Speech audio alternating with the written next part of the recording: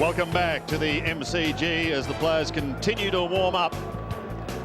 Some 80,000 fans already in this ground, and they're still coming in. It's delightful to welcome to the microphone Drew Morfitt. Welcome to you, Drew. Thank you, Sandy. It's amazing the weather. All week they've been talking about virtually the end of the world, and we've hardly had anything, and it's just beautiful. And the man who's going to keep an eye on the men in white, our fourth umpire, John Russo. Welcome, John. Great to be here, and if finals footy presents what it's been presenting so far, there'll be lots and lots of pressure, so looking forward to a great game. Yes, I think it really is a marvellous atmosphere building. Let's have a look at some of the marquee matchups. Matty Lloyd, well, he kicked 82 goals for the season, Jared, and is looking very, very good. It's going to be a huge job for Stephen Silvani.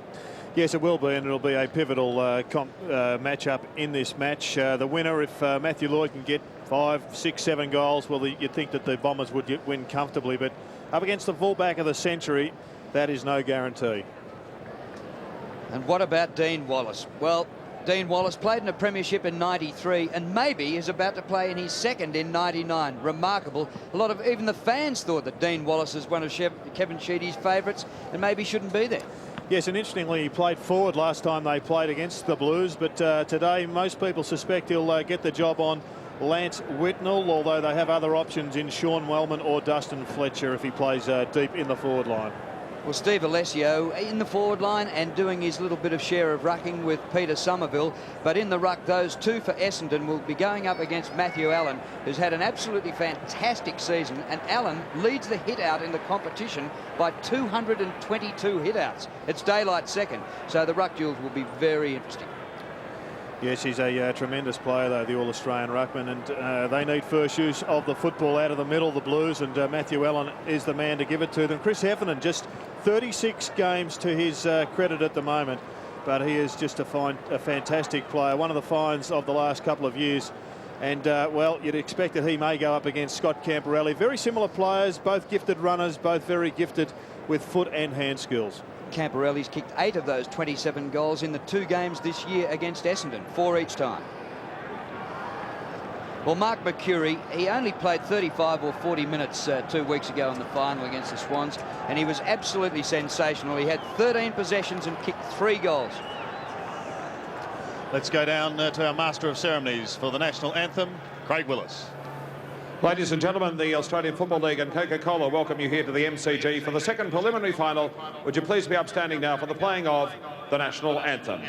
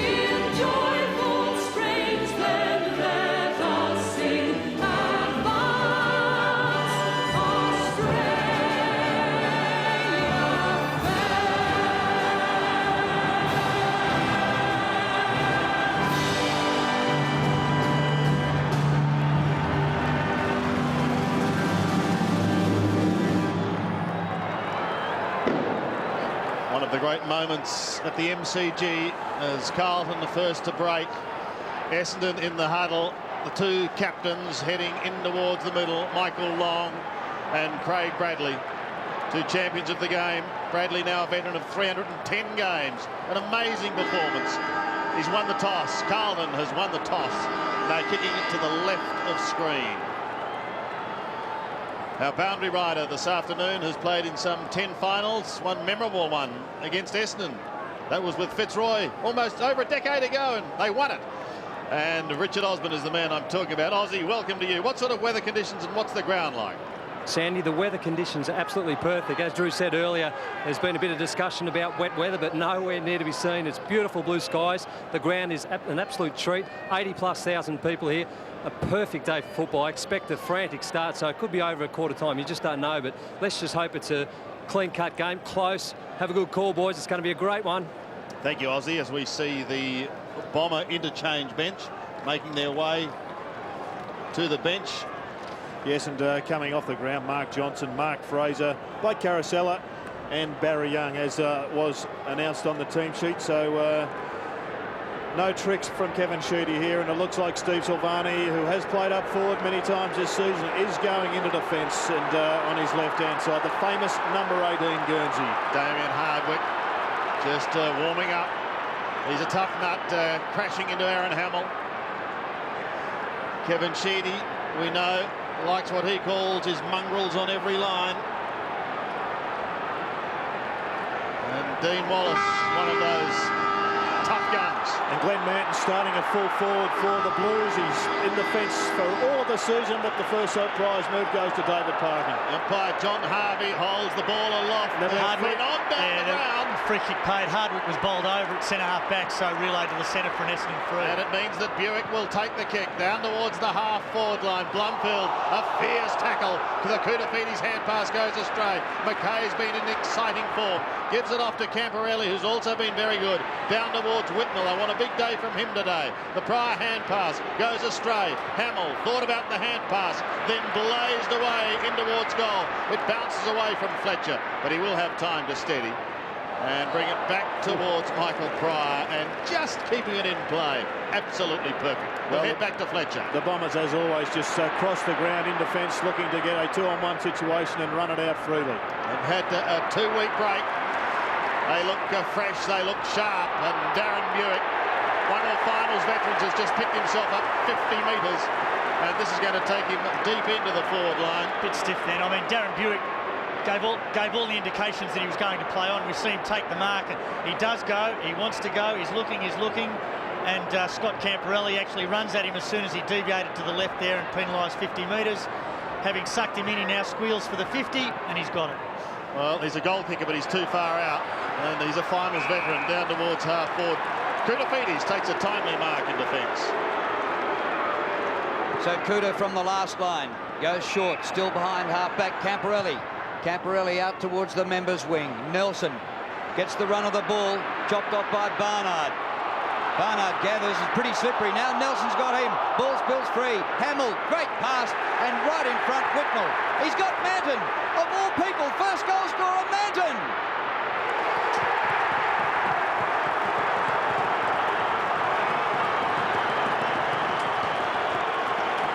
Well, the surprise positional switch at the start of the game, and already bears fruit, Jerry. Yes, he was lucky on that one. He just got on the end of a nice handball, and well, I think it was Paul Barnard that made the blue. Just early match nerves. He should have just laid off the handball, but in fact the turnover came, and Lance Whitnell did it well. He sucked in the player, drew Fletcher away from his direct opponent Glenn Manton, who kicked a goal. And a couple of matchups. Cooter's on Alessio, Bradley's with Moorcroft.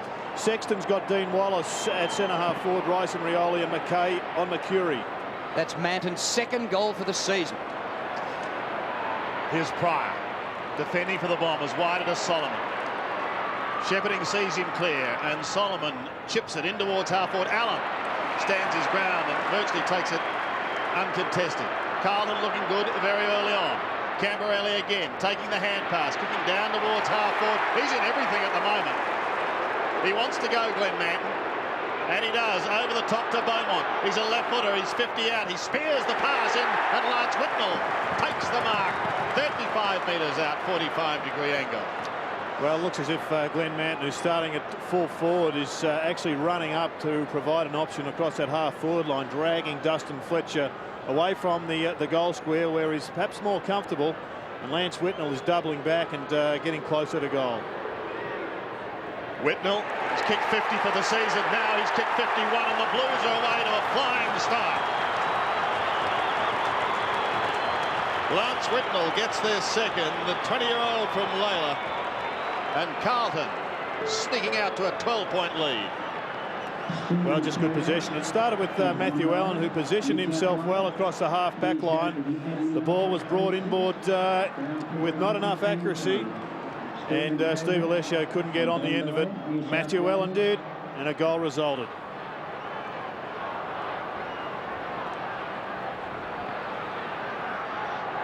Flying start for the Blues against all odds. They've come in long odds today in this game. In the centre, Somerville beats Allen. And a sneaky little hand pass in the middle. Going past is Mercury. Long and high to the forward line. But Koutafidis is back there. Played his best football this year at centre half back for the Blues. Across the ground, and Allen takes the mark. Right half back flank. Glenn Manton kicked the first goal, involved in the second goal. He's got more incentive than most because he was delisted by the Bombers and he supported them all his life, lived over the road. Now with Carlton against his former beloved Bombers. The ball close to out of bounds, it stays into Massey. Beats the attempted smother by Somerville. Gee, Lappin got up high. Manton again. Is that holding it? No, just over the line for a boundary throw-in. So what a start for Glenn Manton. He was smart enough to not to take possession of it, Drew. He just knew the ball was there but didn't actually grab it. In the midfield matchups, Long is with Brown, Ratton and Masudi, Camporelli and Buick. Kicked by Beaumont just inside the 50, but Somerville takes the mark. Michael Long, the scene of his triumph here in '93 when he won the medal. Sean Wellman not looking too good, so he might be limping off, and he could be right. Now the Bombers take it out towards centre wing. Blumfield, kicked by Blumfield, high to the 50. Silvani works to the front, gets the ball away. Moorcroft back to Blumfield. Blumfield finds himself a bit of space. Sexton camped underneath it and takes a good mark. Well, Sean Wellman is coming from the ground, and the Carlton full back line and, well, the whole back line is just standing tall at the moment. Yeah, Blake Carosella, come on, Jared. Yeah, thank you, Aussie. Carosella on. Sheedy's made a habit of starting him on the bench this year. We'll find out just exactly what the problem is. In the meantime, Sexton's feeling the pressure. Gets it out wide towards Massey. He's on half-back. The youngster kicks up towards half-forward. It'll be downfield. Yeah, he's okay. He's okay. Really right, he'll get up. But right now the Bombers are rattled. They need a goal. The Blues are on fire. And I think the Essendon fans would love to see one go through the big sticks at their end just to settle this game down a little. It's a good act, though, isn't it? He drew everything out of it. Well, it worked. In towards Manton again. A couple of Carlton boys arguing over it. Opens the door for Michael Long. Kicks it down towards Moorcroft and Bradley.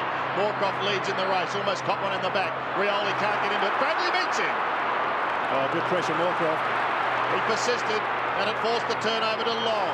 Kicks down into the forward line. Matty Lloyd, if it sits, is this their first? Lloyd wobbles it through for the Bombers' first goal of the day.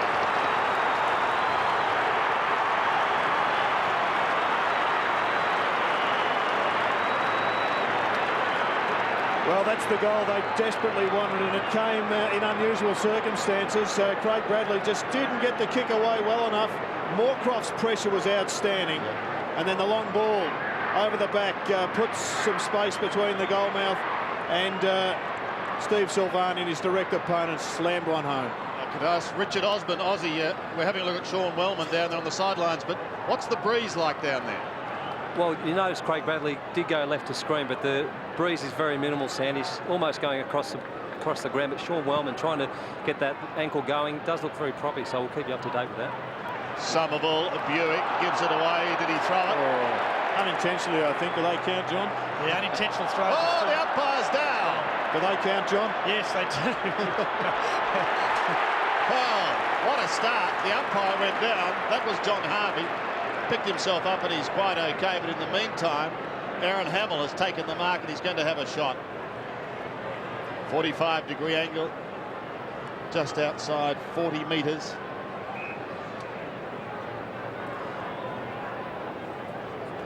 Carlton making a very exciting start. Here's John Harvey.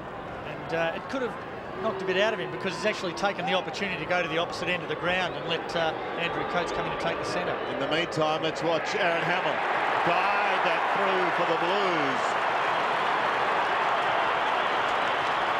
So Carlton are able to answer.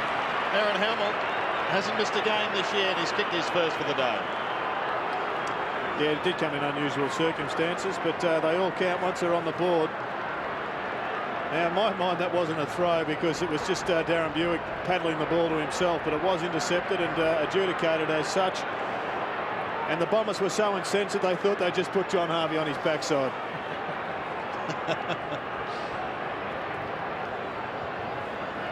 What a start by the Blues. 3 goals straight to Essendon, 1 straight. And just keep an eye on Peter Somerville. He's jumping early and putting the hand into the face of Allen, but not that time. Oh, Camporelli robes Allen's hit out. Hitting the ball hard. Hamill ridden into the ground. Whitnell did well. Bit of a fumble by Barnard, but Masiti clears for the Bombers. Out towards the wing. Nelson, good one-hander. Ben Nelson deep inside 50 for Hamill.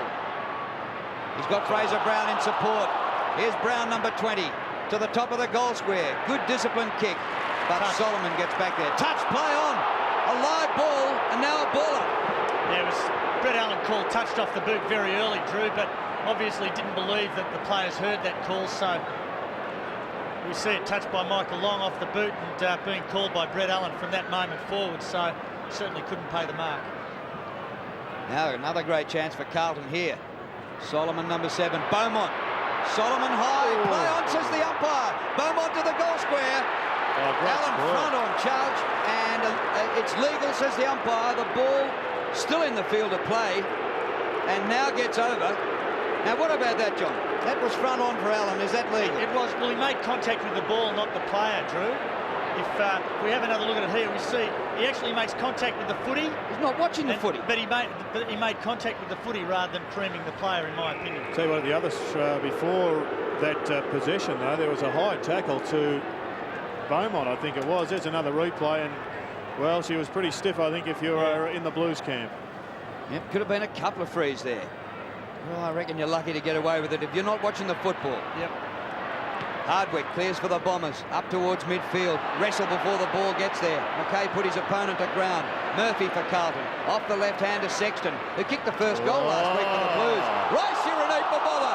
Not a great hand pass. The ball's pinned in. And a good decision by the umpire, John. Absolutely no chance to get rid of it. No opportunity prior to that tackle being made. The handball comes in, hits him lace out on the chest, and wrapped up immediately by Mercury, so nothing you could do about that. Carlton leading by 12 points. McKay. Well, it was like a bouncing ball, wasn't he? But he did it well. Rice to Murphy. Up towards Hamill and Co. once again. Wallace forced to spoil, but he's given away the free kick. Hamill is going to have a shot. Michael Pryor in the hands of the trainers. That's not Essendon's only problem at the moment. It's Aaron Hamill who's going to have a shot for goal. Fraser Brown saying, here they are. Straight through the middle.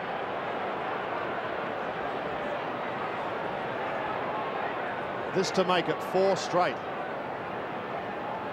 And a really hot start for the Blues. Once again, it was a pretty line ball decision. This time it went the way of the Blues. 45 out.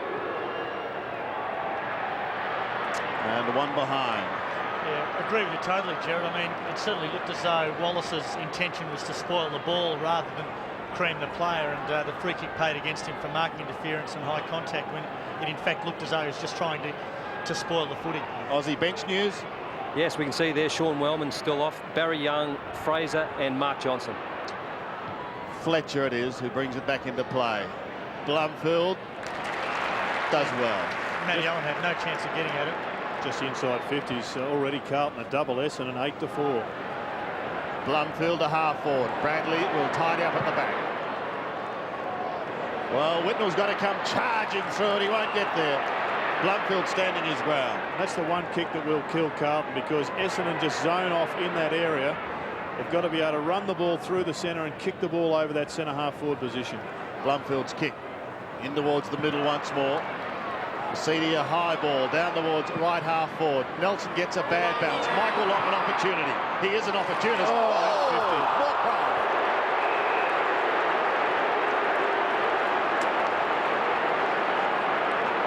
John, was this after he took contact? I don't. Well, I mean, certainly after Moorcroft's hands made contact with the footy, but it's very, very quick. There's not a large delay, and the slow motion probably accentuates the delay. At normal speed, it certainly seemed very close to the time he took the footy. Yeah, I'd have to agree, John. There didn't seem to be any intent in that, just an accident. A Morris medalist in 1994. Kicking from just inside 50. Lovely kick by Gary Moorcroft. He's got the Bombers second. Well, Gary Moorcroft just sneaking away from Craig Bradley on that occasion and coming up with a pretty fair goal under the circumstances. He would have been just had the marbles rattled a little bit by this, well, distant cousin of a coat hanger.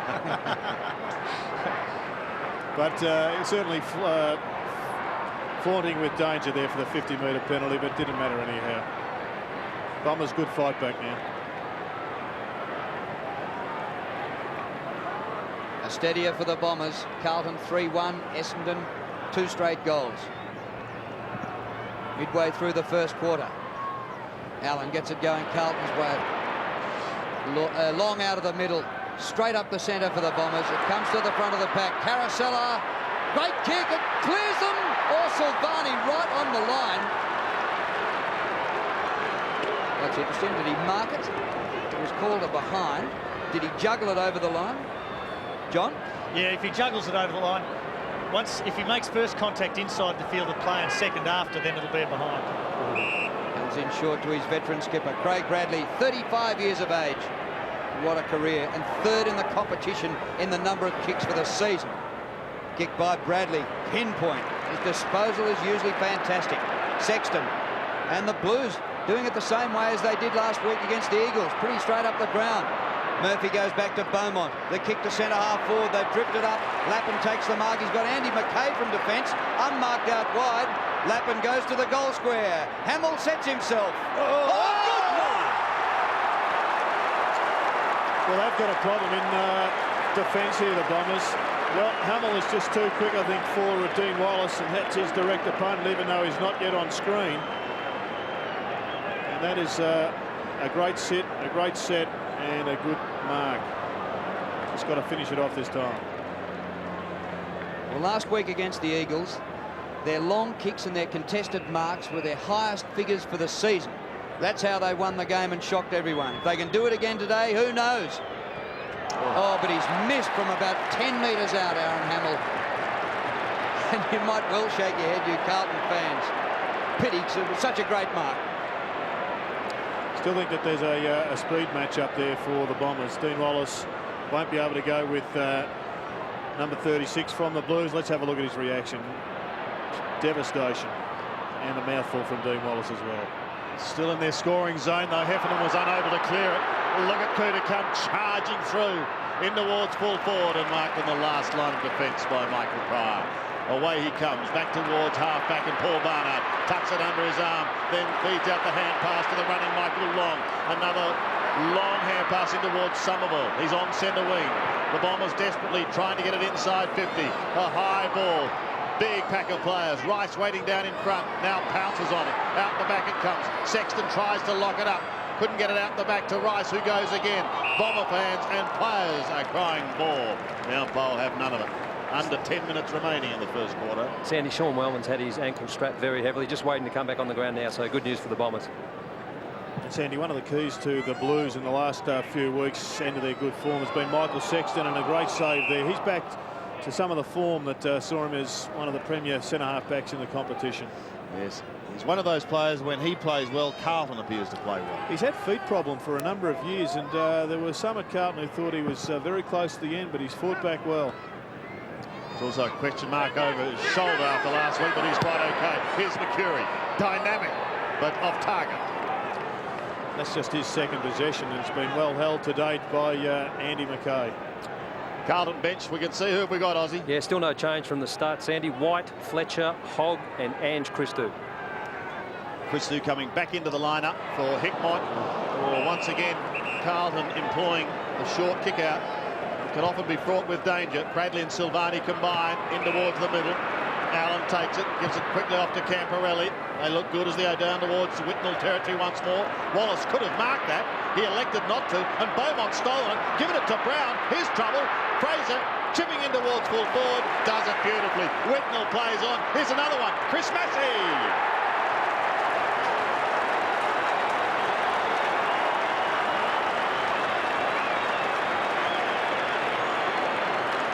Impressive rebound there from the Blues. Adrian Gallagher, premiership player for the Blues, just passing on the instructions to David Parkin, who knows his side's in with a chance now. They've got up to the start they want. This hasn't been a goal blitz by the Bombers, and this was just too smart here from Fraser Brown. He meant to kick that on the outside of his leg. Set up Lance Whitnell, and it was Chris Massey that finished it off. Yeah, we've got an injured boundary umpire as well. Trainer's obviously concerned about him. He looks a little distressed, so there is an emergency boundary umpire that can come on, but like anybody out in the middle of the MCG in September, he'd be pretty keen to stay, I reckon. I hope we don't lose you throughout the afternoon, John. You might have duties to perform on the ground. Andrew Coates just checking he's okay now, as well as the umpire's trainer. And in the meantime, Dean Wallace has been taken from the ground and replaced by Sean Wellman. Kevin Sheedy on the phone. He'd be a bit concerned about this because Carlton are playing centre corridor football. You know, I think pace is a little bit of a concern out there at the present time. Mark Fraser's about to come onto the ground, and he's their quickest player. Camporelli charges straight through, goes without the ball. Strong tackle. Ben Nelson was certainly built up the upper body, and he used it to advantage. Sorry, Drew, but Scott Camporelli's already had 7 kicks in this match. Aaron Hamill's already had 7 kicks in this match. And if Camporelli's kicking the football that many times, you know that the Blues are pushing hard and long into attack, as we've seen with the inside 50 score. Well, he does go well against the Bombers. 8 goals in 2 games against them this year, even though Carlton have been flogged both times. McKay bounces off. Moorcroft's got the footy. Intercept. It spills to Lappin. Straight to centre half forward. Oh, one-handed by Barnard. But a free kick to Whitnell. Barnard interfered before the ball arrived.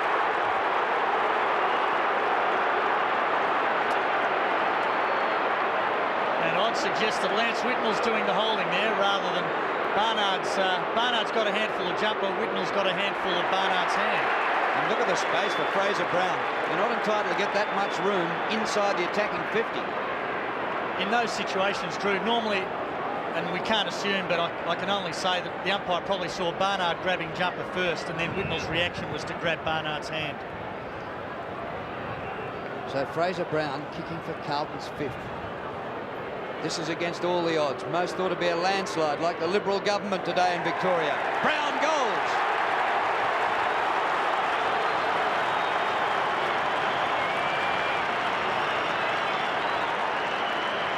Are you shocked, Jared?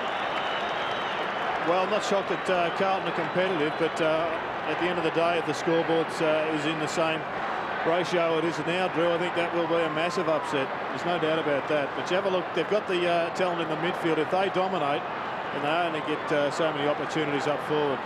Fraser Brown, what a star in this first quarter. 5 individuals have Carlton's goals in a stunning start. Still just over 6 minutes remaining in this first term. Somerville wins it, but it's Brown who takes it out of the middle. Long and direct down towards half forward once again. Hamill could have come off second best in that, but it's floated wide towards Whitnell. Chasing him is Barnard, and he gets him close to the line. They keep it in play, the Bombers. Johnson loses it to Massey. Massey, it's a high kick round the body, just poking it inside 50. Desperate times now for the Bombers. The carries away, but it's going to come back. It's a Carlton free kick. Glenn Manton, who kicked the first goal of the match, has a free kick almost 50 out. Wants to go on with it pretty quickly. And this is the one that Drew was talking about earlier. Fletcher coming in front on and making contact. Ratton bounces it, but it doesn't turn to the left as he would have liked, and one behind. And Sandy, the Bombers have made another change. Prior off Johnson on. I was quite surprised they didn't start Johnson on the ground. Very hard at it. And as we can see, Barry Young about to come on also. So a few problems for the Bombers early.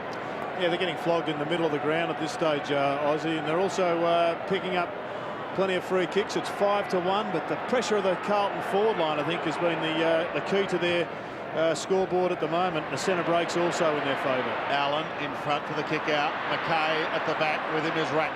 The pair combined. McKay in the middle of the MCG. A little too wide for Manton. Wellman, that'll test that ankle, and he slaps it over the line deliberately, and he's been pinged up by Andrew Coates, correctly saying that's illegal. Probably not in the ideal position to see this one, but nevertheless a correct decision. But no doubt at all what Sean Wellman was trying to do there. Fletcher defends, straight back to Manton. Camporelli, yet another kick. What a first quarter he's having. Fletcher! Right grab. He's pushed onto Lance Whitnell, and that's a better matchup, I think, as far as the Bombers are concerned. But Carlton are just pushing their entire back line forward to the centre of the ground, and the Bombers can't get it out of their danger zone. Fletcher comes very wide, almost Carlton-like, to Fraser. He's made a meal of it, but he's done well. He's recovered. He was hassled, but he's still got his kick. Down towards Rioli. Dean Rioli's on centre wing. An exciting young gun. Gives it across to Mercuri. Another one to Mercedes. High floater up towards the half-forward line. The Bombers desperate for a couple close to quarter time. Long going inside towards Blumfield. If it sits, he may be in business. Push. Gets the hand pass across to Solomon. He was shoved. And Blumfield will take the free kick 55 metres out. Ironical cheers go up from the Bomber fans. He plays on in towards Lloyd, who takes the mark. Matthew Lloyd will shoot for the Bombers' third and his second. So far, 83 goals for the season.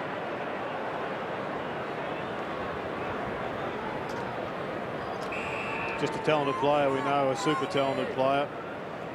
And what an important shot at goal this one is. Bombers need to get some more winners in the middle of the ground. Only Michael Long is getting his hands on the football. Mark Mercuri well held with just 2 kicks at the present time. And the Blues have got a host of high possession winners in the middle at the moment. Lloyd so far, 1 kick, 1 goal. Now it's 2 kicks, 2 goals.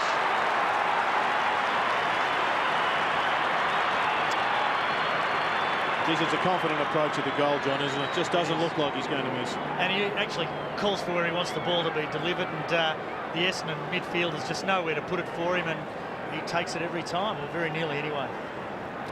Joe Mercedes also 4 kicks, including 1 in that passage of play, so he needs to finish the quarter off strongly.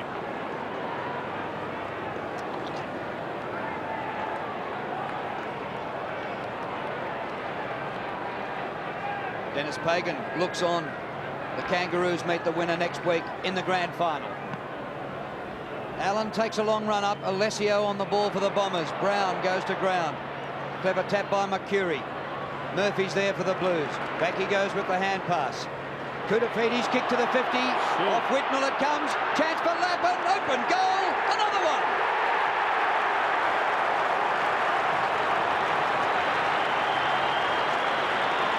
Well, once again, it started as a just too easy centre clearance there for the Bombers. They had their hands on the ball first, but they gave it away.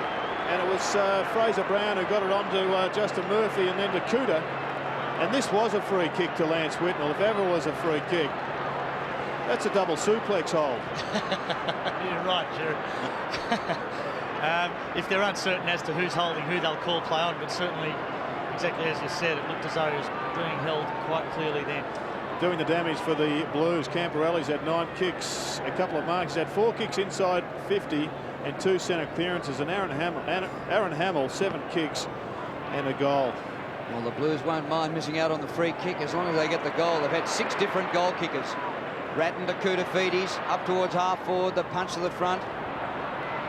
Solomon, the youngster, just 19 years of age. Hand pass knocked down. It spills to Heffernan.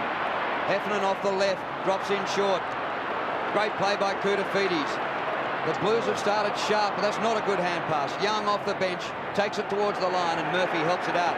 Carlton by 19 points. The last time these 2 teams met, the Bombers won by 76. Yes, but we're seeing a far different Carlton side this time. Peter Somerville off the ground and Alessio into the ruck duties. But the pressure of the Blues has been phenomenal. They're intercepting handballs and creating Bomber mistakes. Mercedes to Lloyd. Lloyd's centering kick coming across the face of goal. Blumfield slipped at the critical stage. The door opens for Bradley. Wobbles a low left footer down towards centre wing. Hardwick almost threw it out. Rioli couldn't get a clear run of it. Now he's forced to tackle. A cry of ball. Hardwick plays on and away he comes. The Bombers in towards Lloyd territory again. No mark taken. Carasfella there. Whisked away from him and over the line. And Sam, fantastic smart fought by Steve Silvani. Probably one of the only fullbacks in the league that would have got to that. Sensational work. Let's go back to Damien Hardwick's attack on the football. He risked life and limb for that one. One of Silvani's trademarks, isn't it? That could have been a high tackle. Blake Carasella. who's got used to starting a game on the interchange bench, will have a shot for the Bombers' fourth. Well, I'm surprised he did start on the interchange bench. He is an exquisitely talented player, Blake Carosella. Generally returns them with a couple of goals, and in my mind is the James Hird understudy. Well, he's been one of their goal kickers this year. He's been at 33 so far this season, but accuracy has sometimes been a problem.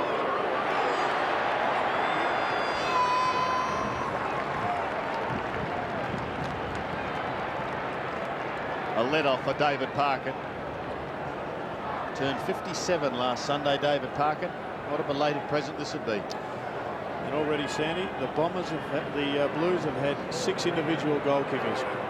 That's why they're going to be tough to stop. Camporelli's in the back pocket. Brought his own footy, Camper. He wants Allen. He can't get a clear run at it, but Lappin did for him. Poked it straight up in the air. Hardwick taken high, but did get his kick down towards the 50. Moorcraft gets it off to Long. Carosella, he's missed one. This time he misses again.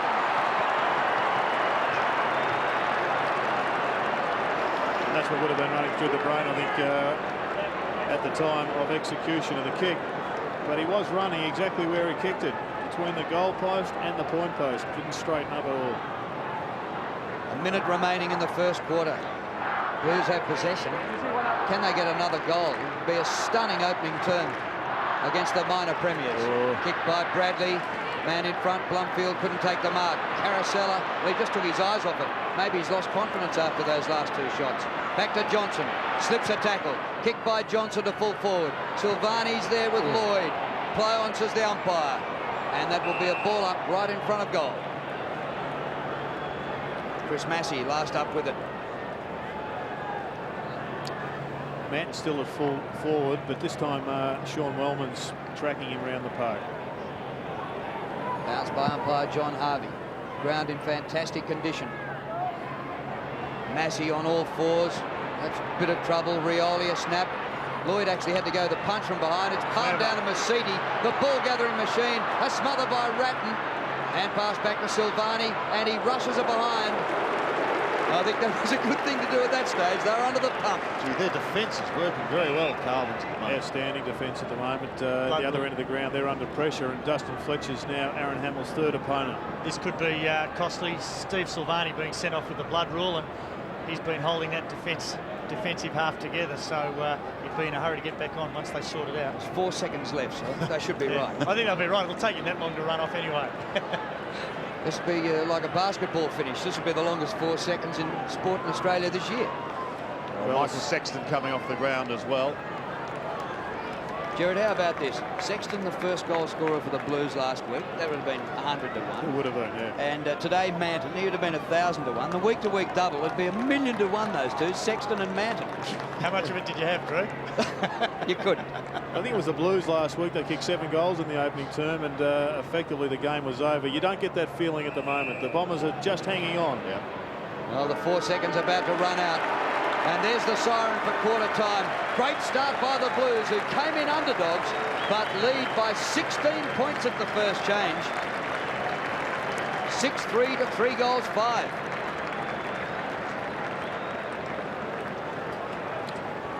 Yes, it's a pretty handy scoreline, though, for David Park, and his side will just be growing in confidence now. And Kevin Sheedy knows he's got the job at hand. He's got to he stabilised somewhat in the last 5 or 6 minutes. A little bit unfortunate not to get 1 goal closer, but he will need a big lift from the likes of Masidi in the middle. McCurry's another one. Heffernan, I think, has also been relatively quiet with only just 2 possessions. Moorcroft with only 1 kick. They're the guys that have got to lift if the Bombers are to track or get back the lead by half-time. Early days yet, but the old coach, David Parker, leading the youngster, Sheedy, here at the MCG. Well, are we going to have a turn-up here at the MCG this afternoon, gentlemen? 16 points is the margin at quarter time. We've still got a long, long way to go, but let's go down to the ground now. Here's our boundary rider, Richard Osman. Aussie. Well, Barry, perfect start to the game, boys. Yeah, great for us, I think, really, Aussie. It was exactly what we needed. The boys should feel fairly confident about what they can do now. Very good mobile forward line, Hamill and Beaumont. I think also our midfield was probably pretty steady as well. So it certainly was the sort of start we needed, and they should derive a lot of confidence from it. I don't think the Blues have lost after being in front first quarter, so that's a great start. But having Matthew Allen in the centre, he's certainly dominating at the moment. Well, I like the sound of that, but it's certainly a long way to go at this stage. But look, really a good start, and I think they should, as I said, without repeating myself too much, take a lot of confidence from it. And the back line's been pretty solid as well. But look, look, they're a good side, Essendon, so they'll come back sort of very hard, I think, and just got to keep our heads. And what would Parko have said to the boys at quarter time? Well, it would have been animated, I know that much. But oh, look, I think he's quite happy with the way it was going, and so just more of the same. Thanks, Barry, and good luck. Thanks, Richard. Thanks, Mark. It's Barry Richardson, who's the Carlton chairman of selectors. And as he said, David Parker, veteran of now some 703 games as a player and a coach, he would be pretty happy. Mark McCurry starting in the middle. Michael Long has been pushed into the forward line. They need some more avenues to goal. Second quarter is underway. Fraser Brown tries to rip it through the middle. A succession of hand pass. Ratton back to Brown. Oh, he can pop one over the top. This could be an exciting start for Lappin. He's 55 metres out. Goes with a long flat kick, but he pulls it. Fletcher gets a fist to it. Is able to poke it down in front. Back to Fletcher again. Wellman in the back pocket. Looked to have an ankle problem early on. That appears at the moment to be okay. Hardwick to the outer side. Johnson was his target. Koutafides at the back. Johnson's an exciting young player, but he's taken it over the line. Hard at the ball.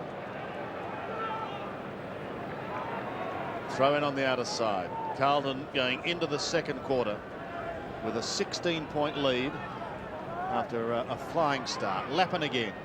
Around the body. Blumfield will try and chop it off. He gets ridden into the ground. Fletcher could have been held when he didn't have it. It was missed. And they pile on it on the outer side. No one's going anywhere. And umpire John Harvey will come in and take charge. There's Dustin Fletcher. Scott Camporelli. Very, very good first quarter. 10 kicks, 1 hand pass and 3 marks. The football was almost his. Johnson obviously is now going to be his shadow. He's hard as nails, all right, Mark Johnson. And Camporelli would be a target at the moment for the Essendon Brains Trust. A good mark to Lappin.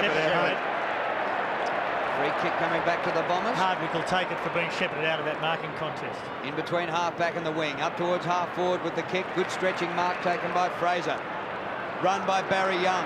He approaches the 50. Centres the ball to centre half-forward. But Nelson's there for the Blues. Things just not quite clicking at the moment for the Bombers. Kick across the ground. They've switched the play, and Beaumont has it. Murphy peels off. Beaumont back into the centre corridor. Good delivery to Massey. Chris Massey, a youngster, playing just his 21st league game. On the bounce to Murphy. Draws a man. Not a great hand pass. A shocker. He put his teammate under pressure then. Has to mop up himself. And also put McKay under pressure. What are you doing, Justin Murphy? Johnson's hand pass out in front of McCurry. Still McCurry. A bit of a flip up for Long. Well done, Massey. McKay, the ball got behind him. He dives at it. He's holding it. Yeah, look, and by the letter of the law, that's right. I mean, McKay did the right thing. He had to lock it in, but he dived on the ball. Having dived on the ball, he lunges at the footy here. He's actually dived on it. Dean Wallace tackles him, and you've got to hit it out immediately the way the rule reads at the moment. Lloyd leaps and marks. And the Blues don't want to give Matthew Lloyd too much of the ball. 2 goals already. And this distance mightn't bother him. Great leap. He's kicked from 52. Floats, wobbles, just gets away to the left. He didn't quite have the distance. Marked on the behind line by Sexton. But a great mark by Matthew Lloyd. He's a 2-grabber, but they are looking fragile, the Bombers, because he is the only one looking dangerous and capable of kicking a goal. Massey didn't quite get onto that kick. Whitnell forced to fly, then knocked down towards Lappin. Getting plenty of it. Nothing on offer, so he goes straight up in the air. Difficult one to grab. Barnard and Ratton both had a piece of it. The young hand pass put his teammate under pressure. Manton had it and lost it. Murphy could be pinged, written into the ground. And without harping on the point, the reason that one's different is Murphy had possession of the footy before he went to ground rather than diving on the ball while it was on the ground. On centre wing. Whitnell doing the ruck work. Tried to slap it away, but it went straight to Fletcher. Tumbles it onto the left foot down towards half forward again. Dean Wallace gave him the left, and then on the way down gave him the right. So he's going to get reported. I think it was on the blind side of the umpire, Jared. I mean, it's certainly he's got it now. Dean Wallace not volunteering the number. I'm sure there are plenty of Blues players in there that'll tell him it's 21. Michael Sexton left the ground. Mark taking the left. It's the right that comes in, I think. That's either the left or the right, but the left forearm probably. But the umpire on the centre half forward side of that contest. So now Sexton going off with the blood rule as a result of the contact. So well, it was a nose that was already bleeding, so he didn't need the treatment. Hans Christou replacing Michael Sexton, who has been a real star this afternoon. He's only had 5 possessions, but he seems to have been a key element in the brick wall that has prevented the Bombers from getting near the goals. And the 50 has probably been paid for language after that incident took place, Jared. Well, Johnson now having an altercation initially with Massey, but this is Silvani. A high kick into full forward. Can they take advantage of it? Hamill. Beaumont in trouble. And he'll pick himself up from the bottom of the pack as Essendon defends grimly. There's Johnson and Camporelli. Don't worry about young Johnson. He's a goer. And Scott Camporelli probably best on ground as Rioli leaves the ground. He's off and Buick is on. So the Bombers making changes. Away comes Hardwick. Buick straight back onto the ground. Parks in front of Ross. They've got to get a wriggle on now, the Bombers. From half back up towards half forward. Koutafidis slaps it down in front, then tries to go again. Moorcroft wanted long. He was held, and he's got to take a free kick. Carosella calling for it. A floating, ugly punt. Doesn't make the distance. Rice ridden into the ground, then lost the footing. Bradley's at the back, but the whistle has sounded. It'll be a free kick to Rice. He's at half-back, given away by Moorcroft. So he decides to head for the hills and to the outer side. Christou will let one go from half-back. Draws the player into Murphy. Murphy goes back. The possession game that Carlton plays. So far it's working pretty well today. Hamill's a big flyer. Couldn't take it. Lappin is a fierce tackler. Gee, they're pumped up today, as you would expect.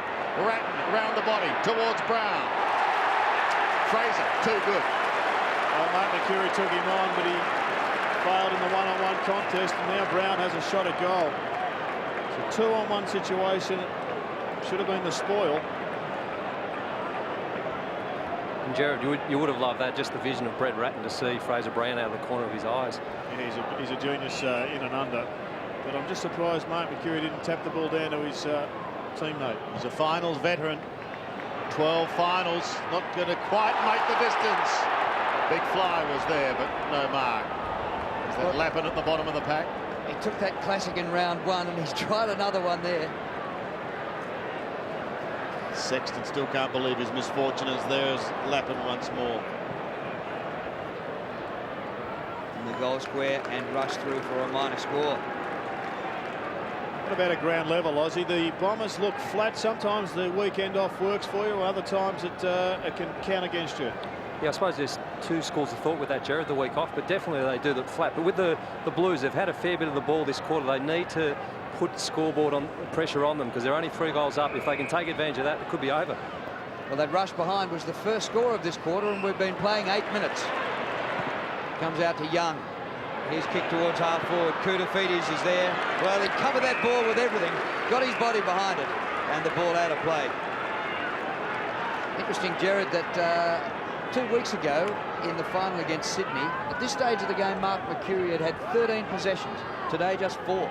Well, he did limp off against the Swans at quarter time. I guess he's come in with an injury cloud, but he's got to find the football more often. You're right, Drew.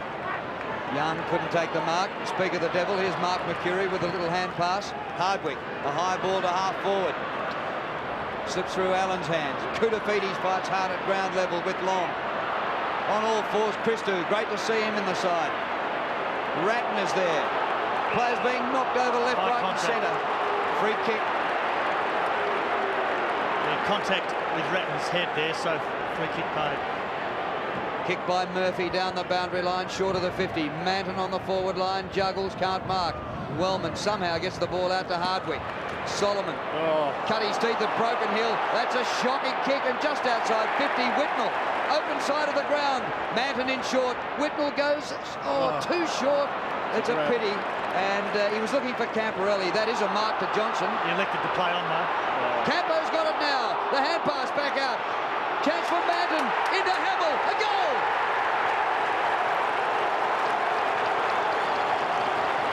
I think the problem there, Drew, was the fact that Johnson didn't think the umpire would be alert enough to pay the mark after he was actually attempting to spoil the ball. But when the ball then returned back to him after he'd punched it away, he wasn't expecting a mark. And he goes straight away. As soon as it comes down, he's gone there, cocks the handball. Camporelli runs at him and turn over the footy and a goal to the Blues. So just didn't think that the umpire was going to be alert enough to reward him with that mark after his initial attempt was to spoil.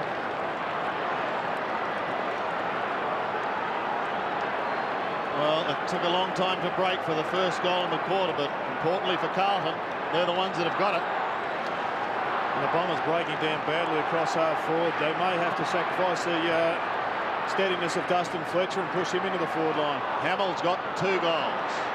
The Blues looking pretty good. Here's Fletcher, round the body, down towards Michael Long. Takes the mark. Just inside 50, but he'll be kicking from around 50.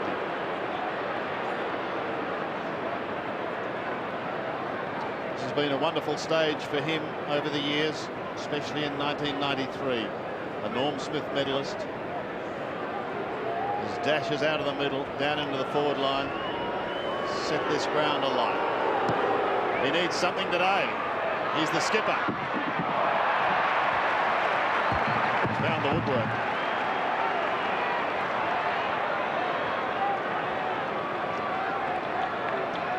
Beaumont having a spell on the bench for Carlton. Murphy to bring it back into play. 24 plays 46. Christou setting himself to come back out onto the ground. Murphy, a long kick straight down the middle. Brown at the back. Oh, he just used strength. Allen at the bottom. Somehow the ball got out to Brown. Look at him, twisting, turning, dodging and weaving, but he lost it to Fletcher, who spirals a long putt back towards full forward.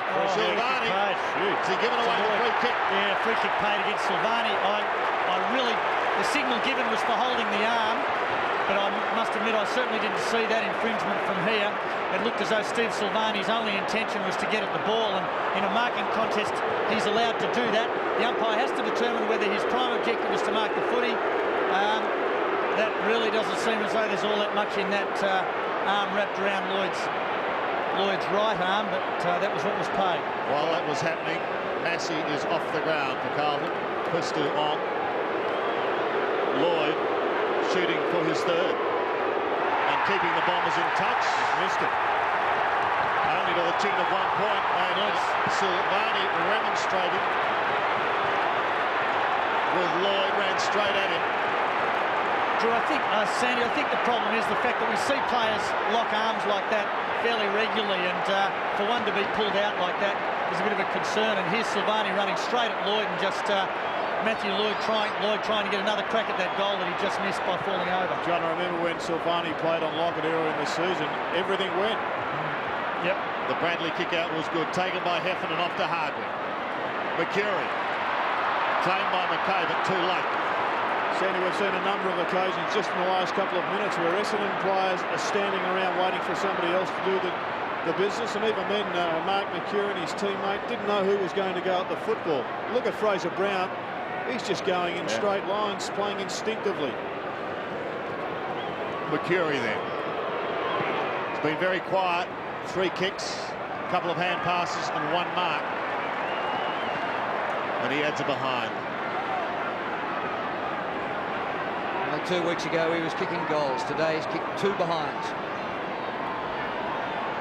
Craig Bradley, what a fairy tale this would be for the veteran to get to another grand final. Nelson in the back pocket. Wasn't there in 95 when the Blues last won, and 93 when they lost a grand final to the Bombers. Real stack up here, up close to centre wing. Umpire will ball it up. Great to see a big crowd here today. Over 80,000 here at the MCG today. And prior to this weekend's finals, the biggest finals crowd had been 57,000. Look at 61 last night, but something over 80 today. Brown to Murphy. Murphy did pretty well. Held without the ball. Didn't actually take possession of the foot. He had the awareness to just juggle it a little bit and was claimed. I thought he had the awareness to throw it away. Murphy from centre wing towards the 50.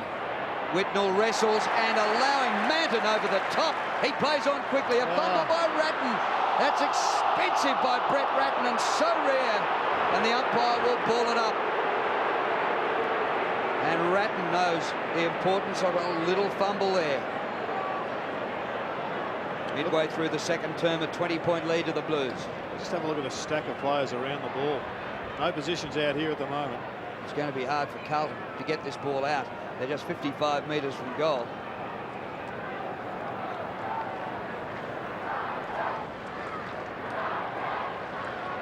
It's interesting that Peter Somerville went to the bench midway through that first quarter and he still remains there. Whitnell uncontested. Christou tries to help the ball on. Again, it's blocked up, and umpire Allen has to ball it up once more. With Alessio having to go into the ruck, they have been robbed of their second tall down in that forward line, and they're really struggling to come up with a winning formula across that half forward line. Bombers have won 14 of their last 15 games and their last 8 straight. Ratton rips the ball out. The ball well smothered. Good bounce for Whitnell. Hand pass back to Brown. No penetration with that kick. Very high marking contest. Now a Rovers contest, and again the umpire will ball it up. And Umpire Coates coming in at 100 miles an hour nearly slips. Jared, you mentioned earlier a few of the Bombers boys were just waiting back, waiting for things to happen. It just happened then too. When that ball went to ground, we saw Solomon and a few of his mates just stand back, not charge at it, which is unlike Dean Solomon. Well, Barry Young is on Fraser Brown, but he's just giving him far too much latitude at the moment. A wrestle. Gee, McKay went through but went without the ball. Fletcher back into trouble. And this is going to be Sandy, another baller. Well, I've had 5 ball-ups in a row. Can you call some footy for me? Rioli's just come back out on the ground. He's had a quiet day so far, Dean Rioli. Just the one kick and the one hand pass. Moorcroft having a spell. And the tackle count, Sandy, is Essendon 19, Carlton 7. But I think that just illustrates it. Carlton are doing the chasing. Here's Mercury. Maybe they'll get clear here. Fletcher on the end of it. Hurriedly onto the left foot. A lot of pressure. Rioli gets a shocking bounce. Good one for Bradley. Rioli persists and pressures him into a short kick. It's marked, however, by Brown. Called to play on. The ball was touched. Well done initially by Rioli and finally taken over the line.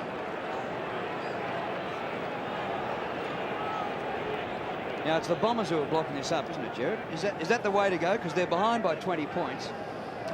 Well, I suppose they don't want to get any further behind, but I'm not sure it is entirely the Bombers blocking it up, because Carlton are chasing, pushing down with them as well. And I think it's just when so many people are man on man, and with a roving commission through that midfield, you are going to get these block-up situations. 7 minutes remaining. Barnard. Koutafidis. Been good. Been very good, Kuta. 7 minutes left in the first half. Buick, where he likes to be, around the pack. Not a very good kick. Rioli and Bradley hanging on to each other. And we've got another ball up in the middle. The forward pressure of Carlton has been just sensational. You just saw there Darren Buick not able to run through the middle. As we had a look at our strategic spotlight, Sandy, it's been the Blues going through the middle of the ground, and the Bombers have been pushed wide. Funny old game, football, isn't it? Carlton beaten by Brisbane by 73 points. And look what could happen today. Long way to go yet. Bradley, Camporelli backs into the pack, and he shows courage, and he shows class, and he's away. Scott Camporelli in towards half-foot. Hamill the target. 1, 2. No mark taken. Play on is the call. Fletcher on the ground. He gets ridden into the ground, but he goes again. Eventually he loses it. Barnard with strength tries to get clear. Held it for a long time. Wider to Mercury. Gee, this is a real arm wrestle at the moment. Scott Buick running for him. Alessio's hand pass, and he uses him in towards half forward. Allen could be the stumbling block. And he is, Matty Allen. Well, they know the Blues that this is the game plan of Essendon to hit that, to kick the ball to that spot where Matthew Lloyd is usually on the burst, and we've seen it intercepted by Blues at least 3 times in this quarter. Nelson comes from half back. Flat-looking punt kick towards Rat, unable to take it cleanly. Hardwick locks it up on centre wing, and we've got another bounce. Sandy, this quarter, Carlton have kicked 1-1, Essendon 3 behinds, and we've been playing nearly 20 minutes. Seems longer, doesn't it? Matthew Allen's just playing a loose man. Matthew Allen's playing a loose man in defence. And now all the Bomber forwards are pushing up, and they're going to try and expose the space behind him. Ratton, well, he got himself some space, but then hand pass knocked down by Carasella. Good tackle. Masidi, the hand pass, got a high tackle. It'll come back to Joe Masidi for a free kick. Just a little bit of a delay to ascertain whether it went to Essendon's advantage, and when it didn't, it's come back. Fletcher has pushed up onto that half-forward line. Kick by Masidi to the 50. Fletcher from behind. Speak of the devil. We've got 2 Fletchers on the ground, both wearing number 31 for opposing sides. It's a big enough kick to put this through. Dustin Fletcher, a mighty roost. Oh, it's close. Just missed it. It was a great kick, Jared. Well, for drop punt, it's gone all of 65 metres. Big kick. 4 minutes 20 remaining in the first half. And after Carlton skipped away in the first quarter. It would have been such a team-lifting goal. It's robbed them more than just the 6 points. Bradley straight up the ground. Koutafidis, reviving memories of his All-Australian year in '95. To Murphy, wide to Christou. Missed a season and a half of football with back problems and playing just his 10th game this season. Christou's kick to half forward, a wrestle with Whitnell, allowing Allen to climb. Murphy runs past. The Bombers not watching. Kick by Murphy. Fletcher. Oh. Well, it was almost the other Fletcher having a shot for goal, but it's off his hands and out of bounds. Yeah, Justin Murphy does tend to shoot from outside the 50, and he ignored Matthew Lappin. We saw it happen here a couple of weeks ago, Sandy. That time it went through. This time it's cost them a goal in a final. These are dangerous times, though, for Essendon, as Lance Whitnell's kick goes across the face of goal. We've got to throw him in the right forward pocket for the Navy Blues. And one goal either way just makes an enormous distance this close to half-time. Just the 1 goal scored for the quarter. As Drew said, that was by Carlton. Essendon defending grimly. Masidi puts it onto his boot very smartly. Fletcher's in trouble. Fletcher is in trouble. He was the meat in the sandwich in that altercation. McKay loses it to Koutafidis. Fletcher still down. Kouta's kick, not a good one. Back to Masidi again. Pressure football forces him wide, and we've got to throw in on centre wing. Fletcher has a problem. Yeah, you got the knee of Koutafidis either in the shoulder blade or the ribs. Just have a look there. There it is, right in the right shoulder blade, which wouldn't tickle at all. But we've seen the Bombers coming out of defence twice in the last minute, both times blazing torpedoes going nowhere. Koutafidis, oh, that was good play. Ratton, Brown and Hamill all combining. And here comes Fraser Brown, spearing the pass in towards man. Couldn't take the mark. McCurry from half back gives it across to Wallace. Dean Wallace.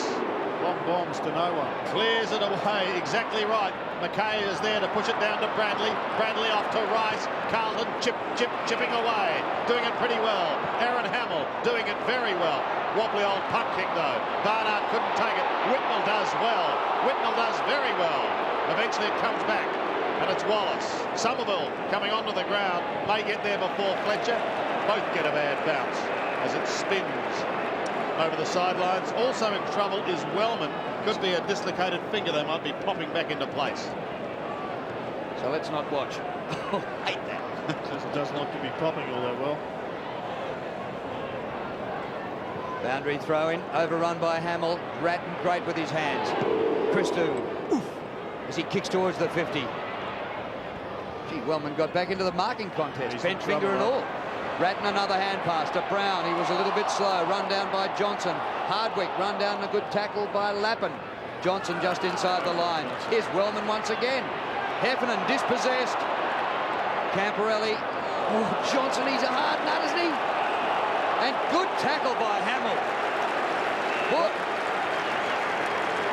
movement coming from the ground. That may have penetrated the skin, that dislocation, or they haven't been able to ride it just at the moment. No, I'm just looking at it now, Jared. It is well and truly still dislocated. Camporelli really felt the bump from Johnson, and then Johnson himself, the subject of a top tackle. 2 minutes remaining to half-time. 7-4 Carlton. 3 goals, 9 Essendon. Young comes on for Wellman. Hamill takes clean possession. McKay. Whistle's gone. It's a Carlton free just as McKay was breaking away. Now, what about advantage umpire? Yeah, I think what's happened there, Drew, is his field of vision is probably about 30 degrees, and the ball had already travelled out of that area, so he wouldn't have been aware that it was to Carlton's advantage, but certainly should have called it, but just didn't see it. He actually called it, John, and then changed his mind. Is that all right to do that? I'd like to see them not change their mind. Depends if you got your money on the Bombers or not. You could do a promo for AFL football. I wouldn't like to see that. Fraught with danger if they change their mind.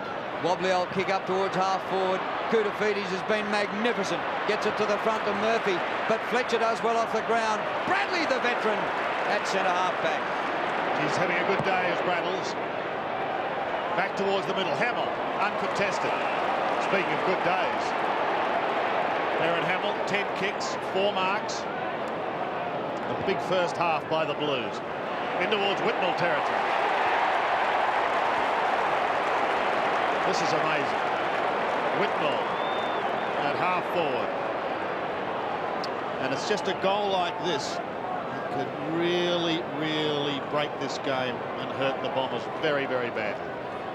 They haven't been able to kick one in this quarter. Oh, now Carlton has kicked 2 for the quarter. Mark Mercury ran alongside the mark there to put Lance Whitnell off, and when he's drilled the goal, Mercury ran off his line of kick and just went straight at Mercury to tell him.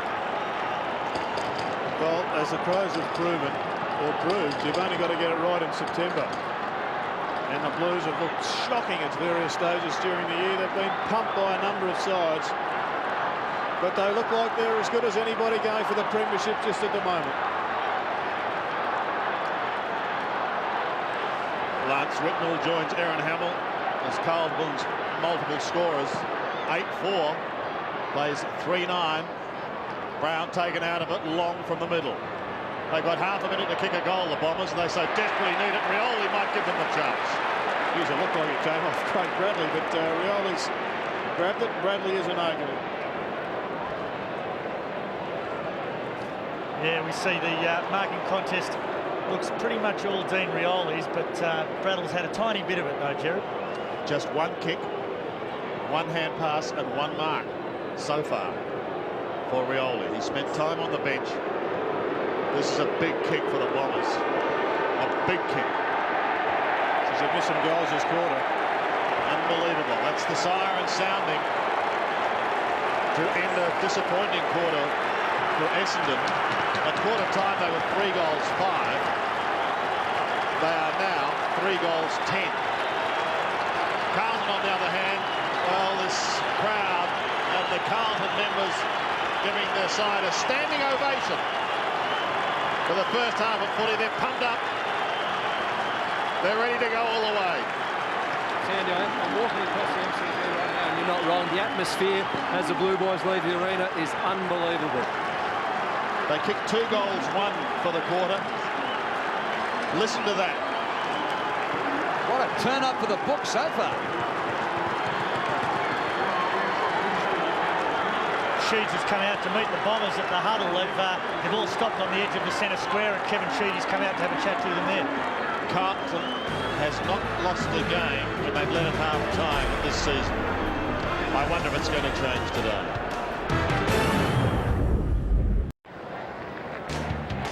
Second half is about to get underway at the MCG. A wonderful shot from the Goodyear blip. Rain has stayed away. It's a cool, overcast, cloudy day, but a great one for football. The big question is, can the Bombers come back? Well, one of their skippers is down there with Aussie. Aussie? Well, I heard he 24 points down at half-time, not the ideal scoreline, but what, in your opinion, what can the boys do to get back into this game? Oh, they need to kick straight, obviously. 10 points isn't a good start, and I think move the ball a bit better in our forward line. We haven't given our forwards much chance bombing it up there, so better disposal and also straight shots at goal should help us. Now, Carlton, does it just surprise you how much pressure they've put on? Because I suppose the majority of us thought they were maybe not just going to fall down and just lie down, but they've just been unbelievable. They have been great, to their credit. They've been, the better side so far, and hopefully they drop off a bit and we pick up. Now, Sheeds, what did he say to the boys at half-time? I wasn't that happy, but obviously mostly positive, just trying to get the boys to concentrate on this quarter and kick the first couple of goals. Well, Jared made the point that Scotty Lucas might have been a good one down forward. You don't seem to have as many options there at the moment. You've got, obviously, Lloyd is a sensation, but I suppose a few more options would be handy. Yeah, Scotty would have been handy, but that's the way it goes, and hopefully we can get through. Well, thanks, mate, and good luck in the second half. Thanks, mate. Thank you. Richard Osborne speaking there with James Hird. Lloyd and Silvani ready themselves for the second half, and so do we. Hope you're enjoying it on 7. And importantly, Somerville back into the middle and Alessio up forward. 24 points is the margin. Somerville wins it, charging at Matthew Allen. Here's Camberelli. Prolific possession winner in the first half to Lappin. A juggling mark is a beauty. First take out of the centre goes the same way as the first half with the Blues.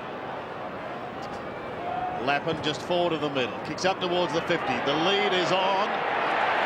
Mark, well, the attempted mark by Beaumont, not there. Oh, Buick hand pass, terrible. Almost a tragedy for Essendon in the opening minute of the second half.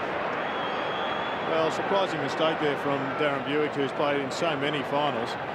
It actually just clipped the hand of his teammate on the way through, but very dangerous. Whitnell, here's trouble. Brown couldn't take it. Mercedes gives the hand pass back to Buick. He defends back towards the centre of the ground. Somerville couldn't take it on the half volley. His immediate opponent, Allen, put Beaumont under the pump. They could finish up losing at Carlton. Carosella on all fours, back to Somerville. Finally to Hardwick. They may get some run here. He gets them back over the centre towards Lloyd, a long way from home. He sneaks away from Silvani. Lloyd, can he go all the way? Pumps a long bomb in towards Alessio. Over the top it bounces. Comes back, but not enough. Just the one behind. It looks like Matthew Lloyd's going to be asked to play that half-forward role, and Alessio to stay back as the target in the goal mouth. Bradley kicks in for the Blues. Michael Long chops off. Well, they've been threatening to do that all afternoon, and finally the Blues have made the blue. To repeat myself, and Michael Long is intercepted. Well, this will look nearly like a pass to a man in the wrong colours. Michael Long taking a long run up at this. The man on the mark is only 40 metres from goal. Long narrows the gap.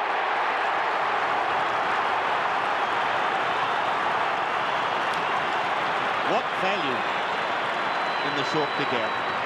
Oh, you have to go with a short kick out. That was a 40-metre kick out. If you get, you're going to make a mistake. Most coaches like you to make a long mistake, but you've got two of the most experienced players on the park there. Steve Silvani with Craig Bradley making the blue.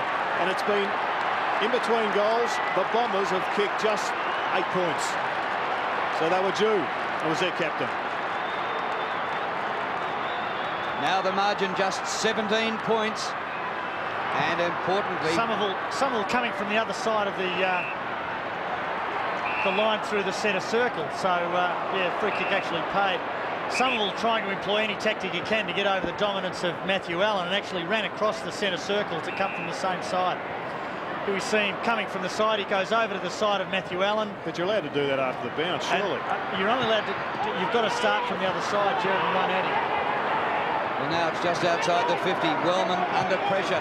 Boot the ball. Beaumont wasn't going anywhere from his boot. Nelson applying the tackle, and the umpire will ball it up.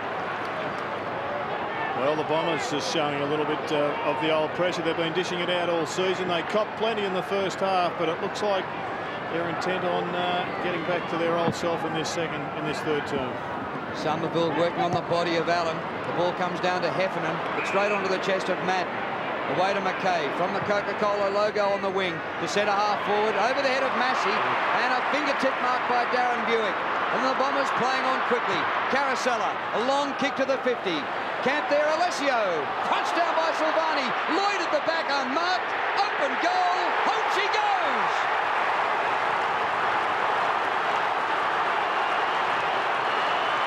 Three goals to Matthew Lloyd. 2 in a row for the Bombers. We'll take a bow, Darren Buick. What an outstanding grab it was to turn it over. The Blues are in attack. They look to be going towards Massey and then on towards goal, but Darren Buick made up for a little blue earlier in the quarter. Carosella went long. Alessio was there, and that's what's been missing in the first half for the Bombers. Some options up forward, some height to create a little bit of confusion down there, and Lloyd kicked truly.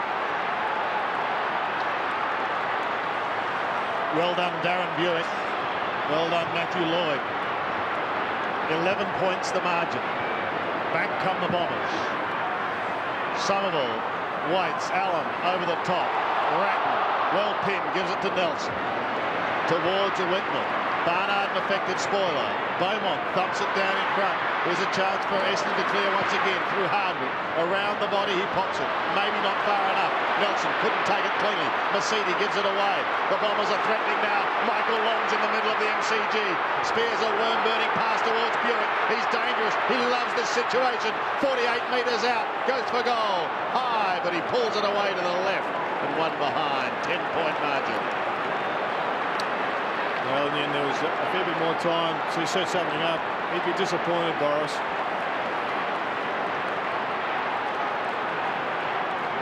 Bradley. Strangely, he went long, Sandy. To the outer side. Big ask for Murphy. Had to beat a couple. Slapped in towards Brown if he could keep it in play. Didn't have it up. He's screaming for a free kick. Umpire Andrew Coates says throw it in. Well, John Russo. Looked as though he had it. And I'd like to know how he got rid of it, because he's got it there. And I'd suggest that he's done a dribbly little handball. It's almost a flick pass, as Jared's telling me now. Well, it was with the open hand. Yeah, could easily have been penalised for incorrect disposal, Jared. Well, they've got another chance in towards McCurry. McKay's at the back with an effective spoil. Waiting down in front was Lloyd. Moorcroft there as well. Lloyd and Silvani. Just winning the loose balls, the neutral balls through the middle of the ground at the moment, and Carlton haven't been given the time to get extra players back in defence. Therefore, the Bomber forward line looking more dangerous. Koutafidis had a good first half. Camporelli, sensational. Picks up another possession. Goes over the middle. Wallace out of the air. Well, it's going to work. No. Barry Young. Young to Hardwick. Barnard. In towards half forward. Fletcher dropping back into the pack, unable to take it cleanly. They've gone up a notch here. Here's Rioli. Rioli for home. And here come the Bombers.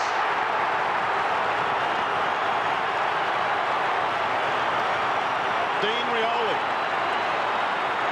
with only his 4th kick for the game, kicks his first. He never misses this bloke. Paul Barnard was outstanding in that area, and so was Gary Moorcroft, who applied an outstanding tackle. And Dean Rioli, he hasn't had any of the footy today, but he could finish being a vital player, kicking goals.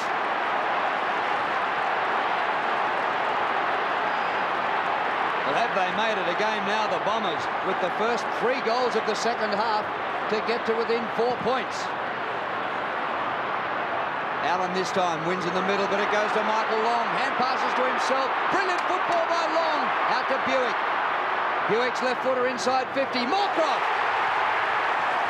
Well, it's been the senior players that have lifted for the Bombers, inspired by their captain Long, ably supported by Darren Buick, who have seen them set this up to be a goal that could snatch back the lead. Inside 50s this quarter, the Bombers 6, the Blues just 51 time, and this has made a certainty of it. The Bombers will regain the lead. Well, there's a bit going on off the ball between the ruckman and Gary Moorcroft with a little bit of a smile on his way past to the Carlton skipper, Craig Bradley. Moorcroft will kick a goal here, and would you believe the Bombers will be in front inside 9 minutes in the 3rd quarter.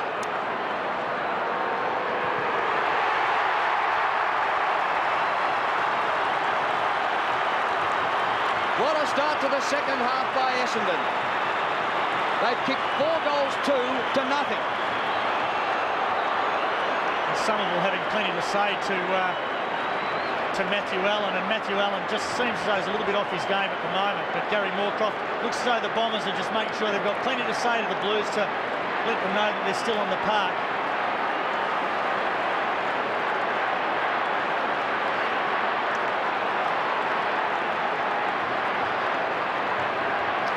What a turnaround. Hogg. And he is a little pit bull. Don't worry about that. He's on the ground.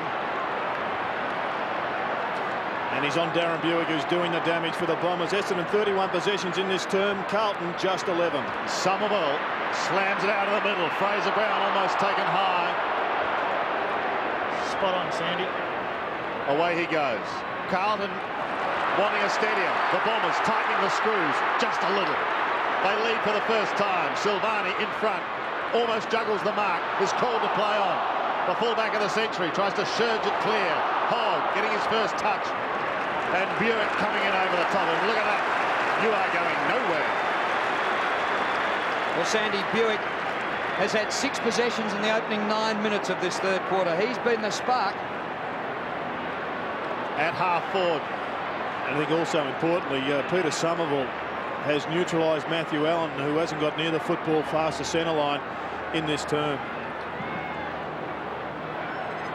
Allen doing it with the left hand, taken by Moorcroft. A high ball. They come charging at it. Dean Rioli, this exciting young man who's got the number 43 locker at Windy Hill, is going to have a shot. And Sandy, when I was down in the rooms interviewing Dennis Pagan, it was right next door to the Essendon rooms. Kevin Sheedy was going off his tree. I don't know what he was saying, but I tell you what, it's worked in this first 10 minutes of the third quarter.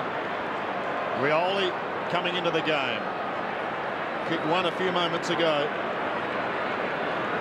He's kicked 28 for the season. Now he's kicked another one. 2 goals to Dean Rioli, both in this term.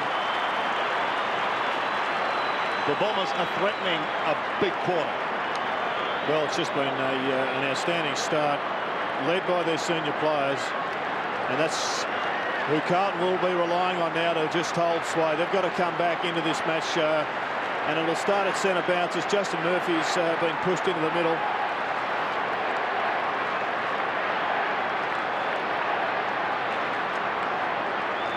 And now the Bombers lead by 8 points. Carlton scoreless in this quarter. They've got to do something about it.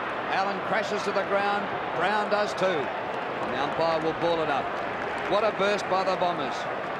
They've lost just 4 games this season. And look at this wrestle for the honour to be the last man up with the footy. Both sides now with loose players in defence. For the Blues, it's their captain, Craig Bradley, and he's probably the best player on the ground to be a loose man. It's still going. It's like a couple of dogs.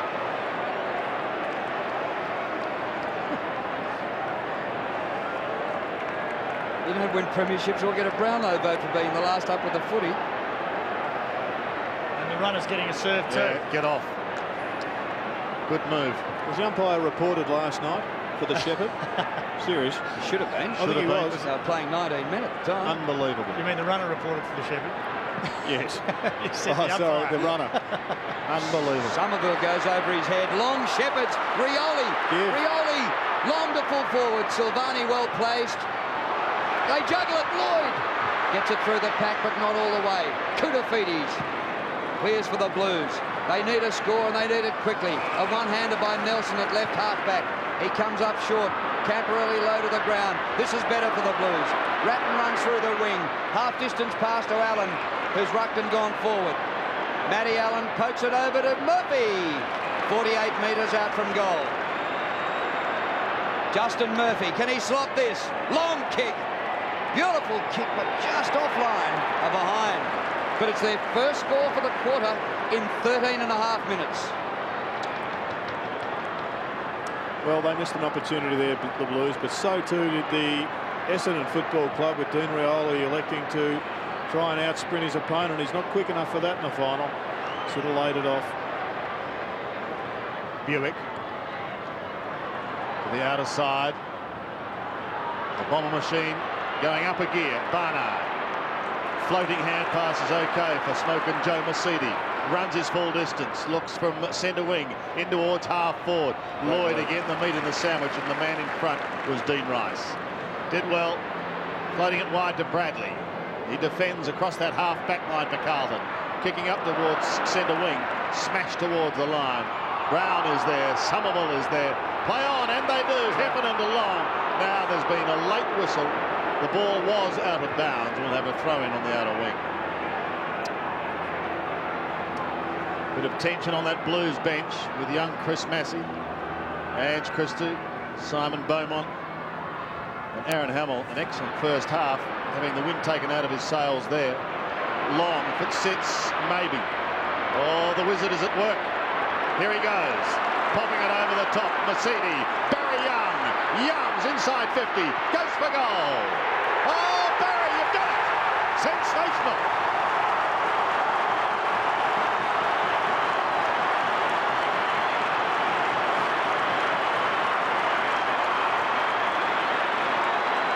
Barry Young kicks his first goal.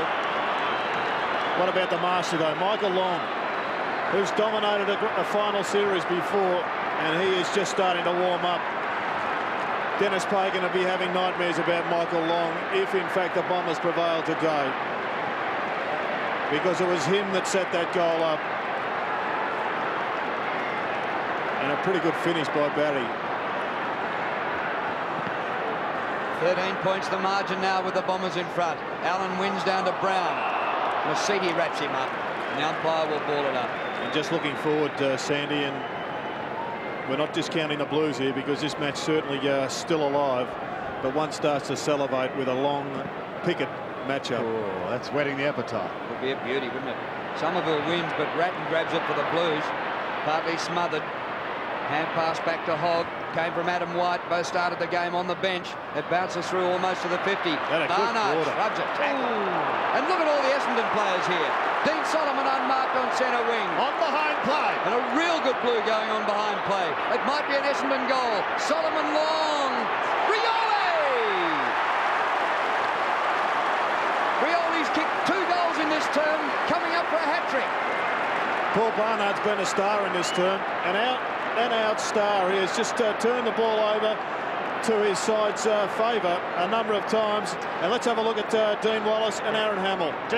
Aaron Hamill was chasing Gerard, and Dean Wallace just ran straight at him, everything tucked in, and just took him out as the chaser. And in response to this, Hamill gets up, and there's a bit of a to-do. Rioli started the season on the rookie list. I think there's been a report too. The umpire's just spun around Aaron Hamill. I think he's missed it. For a behind, so he's kicked 2 goals to young Dean Rioli, playing just his 17th game of first season play. Well, certainly looks ruffled, Aaron Hamill, after that. Yeah, well, the umpire has taken his number. He's writing it down now, Drew. What would the report have been for, John? Have no idea. There was a bit going on down there, so it could have been anything. Silvani short to Nelson. 67 plays 53. Essendon leading. Hardwick is there, Somerville is there. Together they smash it over the line. Sandy, the only thing I should say is maybe it's Dean Wallace that's been reported for some contact on Hamill, but numbers certainly went into the book. Yeah, we'll have it clarified. In the meantime, a throw-in. Push out the back. Murphy won't get clear of Heffernan and Carosella. Aaron Hamill. The picture tells the story there in one instance anyway. Murphy, Nelson, the hand pass okay to Brown, hurriedly onto the left foot, spinning it towards the line. Lappin and Hardwick see it over. Darren Buick, 7 possessions in this term, and haven't they been effective? Joe Mercedes also been good with his hands. He's had 1 and 4, and Dean Rioli's had 5 kicks and just missed one. Could have been a couple for the quarter. Wallace smashing it down towards Carosella. Solomon, no one getting clear. Dean Solomon gets a couple of pats on the shoulder, pats of encouragement, and a bounce on centre wing. Stunning third quarter start by the Bombers. Just having a look at the Carlton statistics just for this quarter, and they'd have 40% of players, Drew, without a possession. Here's Wallace. He chops his way through. Solomon gives it to Hardwick. He can go, and he does, in towards Fletcher. Fine grab by Dustin Fletcher. Those telescopic arms giving him the opportunity to stretch this Bomber lead. Well, this has been the most telling move, I think, of the afternoon. Fletcher stabilised them in the second part of that second quarter when the Blues really could have just finished the game off, could have buried them completely. He's only kicked 3 goals for the season. He's who spent most of his time in defence. But he starts that right and stays right. I think the other big one is, once again, Peter Somerville back into the ruck. And this time getting on top of Matthew Allen. As the Blues make a change, Aussie. Yes, they're making another change. I was just talking to Brian Sheen, the emergency umpire. He's still not too sure exactly whether it was Wallace or Hamill that got reported, so we'll have to wait to the end of the game by the sounds of things. Big kick out towards half-back flank. Punish forward, magnificent. McCurry the short pass. Any amount of players. Matthew Lloyd takes the mark. Lloyd's kicked 3. He kicked 5 in the qualifying final. He's up to 85 goals for the season, and that's the most in a season for an Essendon player since the Buddy Holly of football, Jeff Blethen, kicked 107 in 1972, a long time ago. Lloyd for his 4th. Hooked it. He's kicked 3 goals, 3. Just an indicator of how it's dried up for the Blues. In the first half, Camperelli had 17. He's now had 3 in this term. Hamill had 13. He hasn't had a touch. Kudafiti's 13. He's only had 1. Ratton and Brown had 25 between them, and they've had just 4 between them in this term. Just the one behind for Carlton so far in this quarter. Murphy towards Sexton and Kudafiti's. At the back, Barry Young. Well, an errant hand pass opens the door for Nelson. He kicks long out of the shadows into the sunlight. Nanton could have been held. Solomon scooped it up nicely. Piercing hand pass. Carousel, look out. Did get rid of it. McCurry's also in strife. The tackling has been fierce, as you would expect from the word go today. And with just on 7 minutes remaining in this quarter. But despite the fact that the Bombers have regained the ascendancy and they have got a 16-point lead on the scoreboard, they have missed a couple of other goals just in the last couple of minutes. It really could have stretched them. Blood rule for Brown. And who knows, if the Blues can just get one back, those missed shots will krill them at the end. Scratch on the knee. Yep. So Chris Massey will come on for a moment. If the Bombers can win, that'll be a double, because their reserves got into the grand final today with a 12-point win over the Western Bulldogs, and they'll play St Kilda next week. So both sides in a grand final to be something. Somerville and Allen, won by the latter. Hope straight to Mercedes. To half forward. Sexton giving the appearance that he was held. Doesn't go on with histrionics, just plays on to Silvani off to Ratton. Brett Ratton heads to the outer side. Glenn Manton is his target. Copped a bit of a shove from Wellman, but was able to control the ball and control it nicely. Gave it to Nelson, who kicks up towards half forward. What a screaming mark by Solomon. Sensational stuff, but worth another look as he goes out towards the centre wing area. McKay takes the mark, and he'll put Carlton back into attack. Their inside 50 thrusts have been few and far between. Just a couple so far in this term, compared to Essendon 13. They get an opportunity at the back. Allen will coast into goal.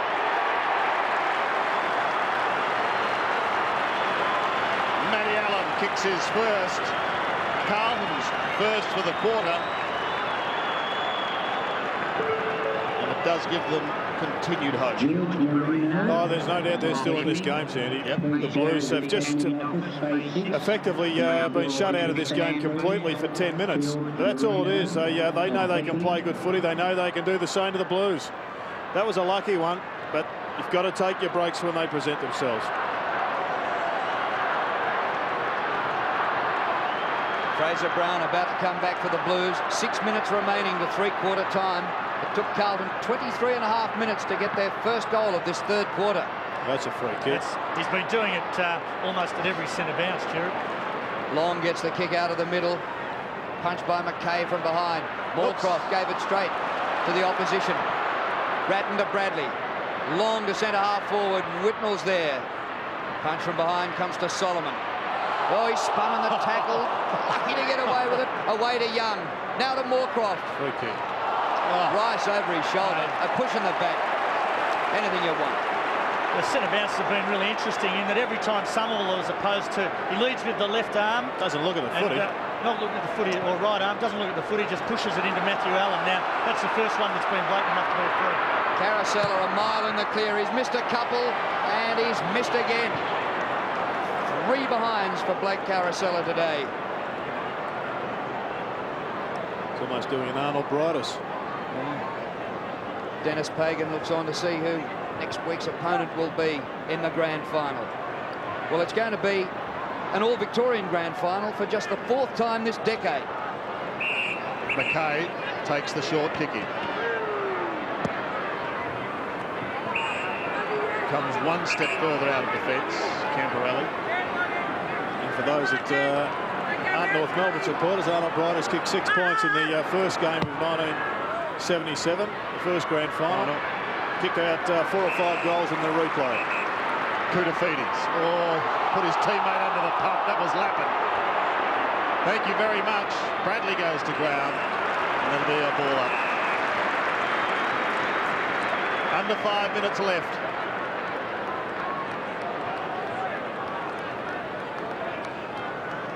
Nelson, Bradley.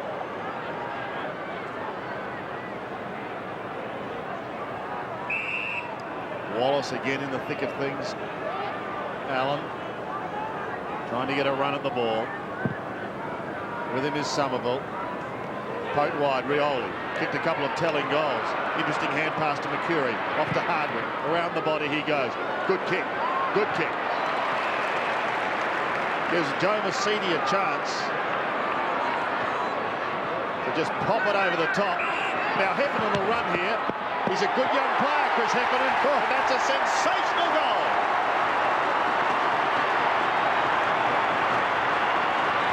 He's one of the young guns we mentioned earlier that's set to explode at Windy Hill. Chris Heffernan, the boy from Terang.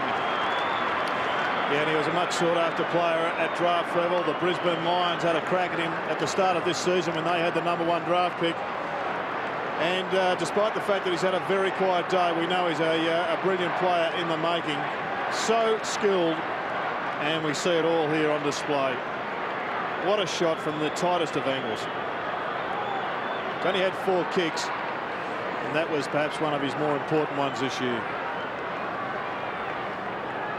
Well, in the first hour of the game, the Bombers kicked 3 goals.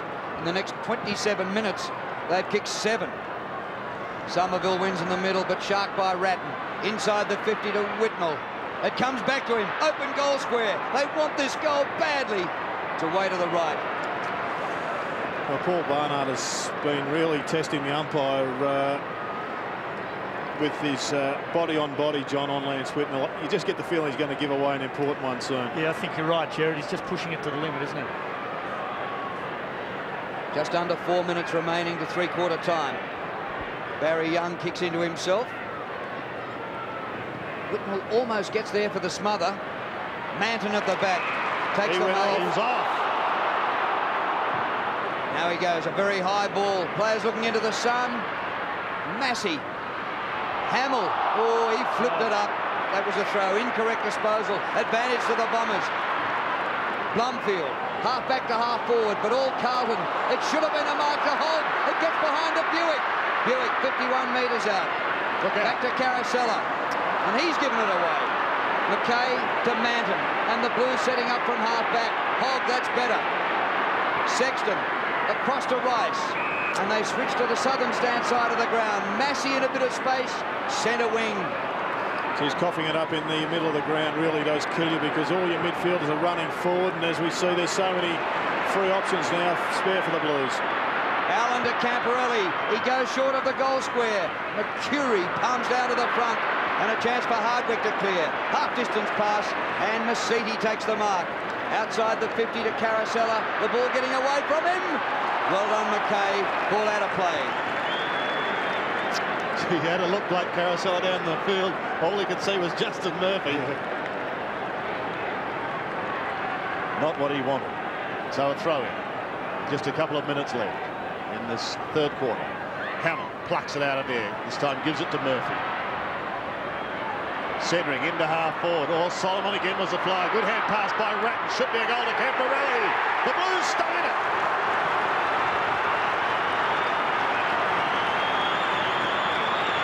They hang on, and we're back to a 10-point ball game. What a take from Aaron Hamill out of the boundary line, from the boundary throw in. Just have a look at it. Just pure strength against Wallace, and then lays it off to Murphy, who gets them going. But it was Ratton, I think, who got the important take. So good around that loose ball situation. Bang, goal, Camporelli. Carlton will not go away. 10 points is the margin. Good work by Hamill. Out of the middle, it's Mackay. Well tackled, one-arm pin, makes it difficult. Heffernan up like the Indian rubber man, and somehow he gets clear. Superb play. He's got wonderful talents. In towards half-forward, chopped off by Silvani. Speaking of wonderful players. Been grand for a long, long time for Carlton. Veteran of 270 games. He goes to Koutafidis in the back pocket. Comes across the ground. Right across to Simon Fletcher. Somehow he recovers. Thought for a moment he was gone. He kicks towards centre wing. Allen couldn't take the mark. Spoiled by Alessio and then hassled over the line. The two big men, like a couple of wrestlers.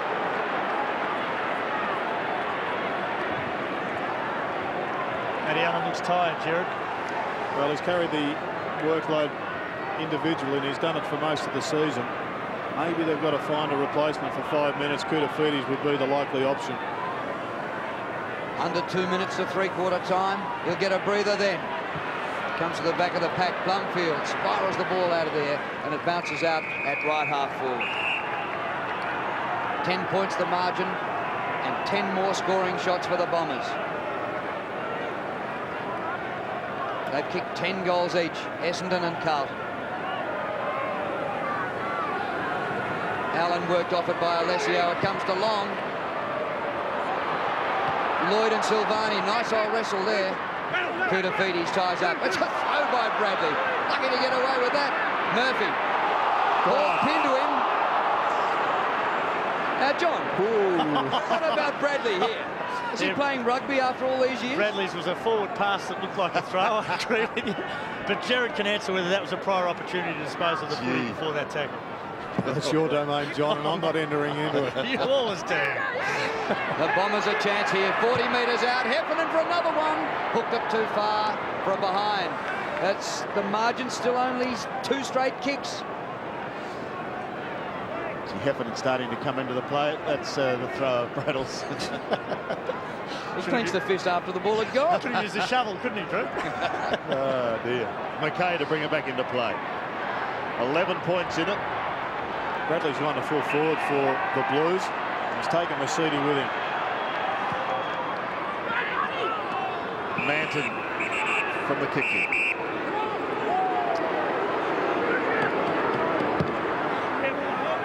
Towards centre wing, Hamill will be one of the flyers. Barry Young there also. Koutafidis does well. Off to Camporelli. G1 in the closing seconds will be beautiful. Strength by Barnard. To the outer side he goes. Now he's got Fletcher and Long out there. A couple of cruise machines. Michael Long's away. Bradley can stop his run. It's not a good kick. Set up beautifully for Murphy to come over the top of Caracella. Unlike Michael Long. Play goes on. Rice has it on the outer side to Bradley. He's still a long way from home. Long on the mark. But he's moved forward, Sandy, for the first time in this match. Could run out of time. They need a mark right now. Oh, they almost got it, but no. Three-quarter time. Carlton still in this game. But a big comeback quarter by the Bombers. They booted 7 for the term. They booted 7 goals, 7. Silvani having plenty to say to umpire John Harvey. And still having plenty to say. Is that his right when he's not the captain, John? Well, captain's the only bloke that's allowed to ask questions, and Steve Silvani, not only is he not the captain, but he doesn't look as though he's asking a question. Carlton kicked 2 goals, 2 in that term. Essendon booted 7-7. We're all set up for a titanic final term here in the MCG. Well, halves, so I suppose if Sheeds was offered the lead at half-time, at three-quarter time, he would have taken it. But to blow him away in that first 10 minutes of football must have been pleasing. Oh, we haven't blown him away yet. I mean, we kicked 7 goals, 7 that quarter, so we missed a few easy shots. So we're more than happy to get back in the game like that. Yes, Somerville, you must have given him a bit of credit. He's really dominated in that third quarter, out the middle. Yeah, he has, and Lesio's gone forward, so we've got a taller full line with Fletcher down there, so that's helped us a lot.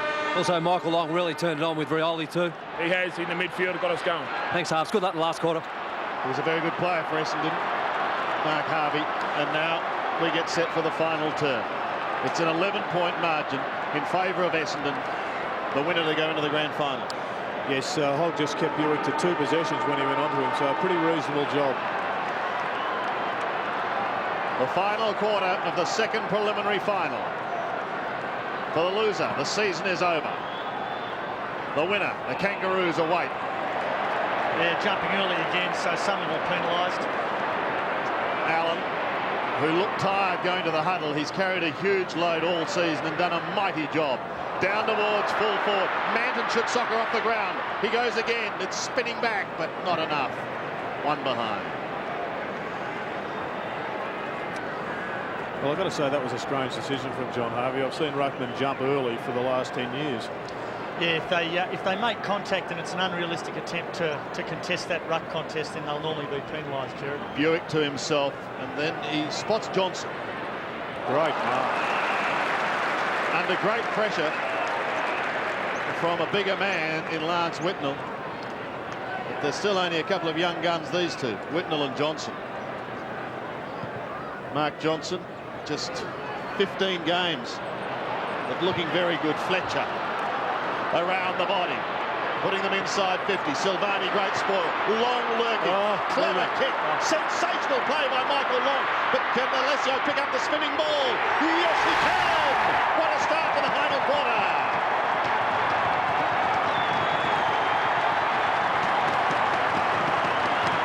Don't you just love the shape of that ball? And it spins and spins like that, Jared. There's been a lot of men over the years get embarrassed in front of hundreds of thousands of people because of the shape of the ball.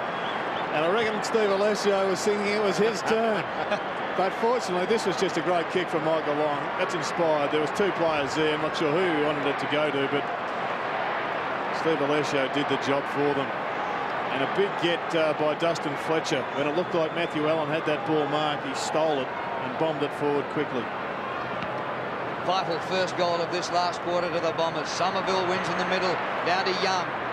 Hurried kick inside the 50. McKay at the back drops what he might have taken there. Carosella. Long drive on it, got off the ground again. This time in danger. And the free kick to Rice. Yeah, certainly an indiscriminate kick there, and Dean Rice over the ball. Dangerous situation. Big pack in midfield. No mark completed. Ratton. Quick hands in the middle. Brown. Whitnell underneath it. Manton at the back claiming a mark. Play on, says the umpire. Has to hand pass away and gives it up. Wellman's kick to Rioli. It was brilliant in the third quarter. Rioli's kick. Johnson. Straight to Alessio. Rice got a fingernail to it and dives in after it. Oh, he's gone. He's holding it, Dean Rice. Geez, that stuff. It's dead set tough because he did the right thing and tried to get the ball out, but the Bombers were the ones holding it in, John. Yeah, that's where it's difficult. Once he elects to dive on the ball like that, he's in strife. If they tackle him... Tried to get it out. It was Fletcher holding it in. The way the rule reads is once he elects to dive on the ball, he must successfully hit it out. And I agree, it looks very, very tough, but maybe the rules committee have to look at it to loosen it up a bit, because otherwise the messenger is the bloke in white. Rules are going to have a big summer, aren't they? Exactly right. They've got a lot to look at, haven't they? Well, about a minute ago, Michael Long nearly kicked Dean Rice's head off. Yep.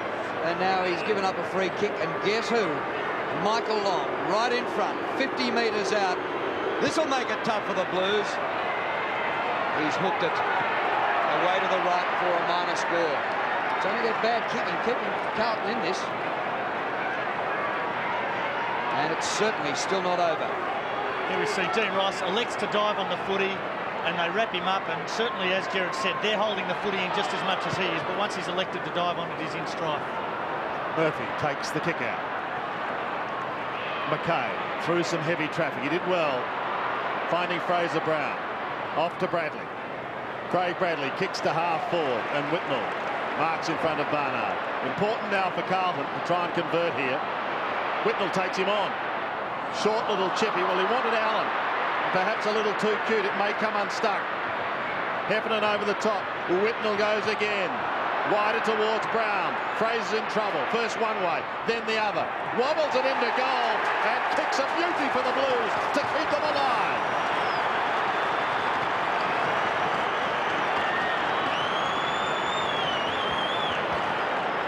Well, Lance Whitnell, he committed himself to play on, but I think he looked forward and all he could see were Essendon players. He knew he wouldn't make the distance. Tried to do the old Jimmy Stein solo to pop it up for his teammate.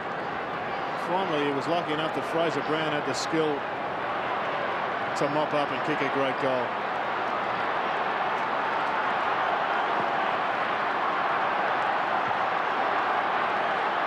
Second goal to Fraser Brown. The Bombers and the Blues a goal each in this last quarter. Allen palms down, but Mercury back to Somerville. Off the side of the boot. Rice leads the chase. Kick by Rice. Beautiful kick round the corner to Murphy. 70 metres from goal. Margin 11 points. Kick by Murphy. Brown waits at the back. And waits. Doesn't have to. Koutafides.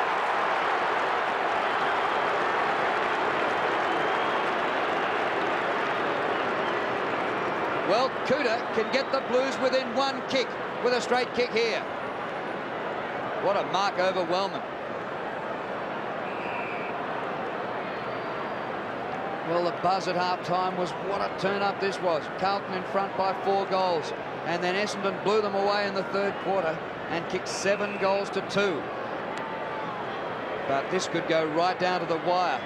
We haven't had too much of that in finals this year. Koutafides gets it.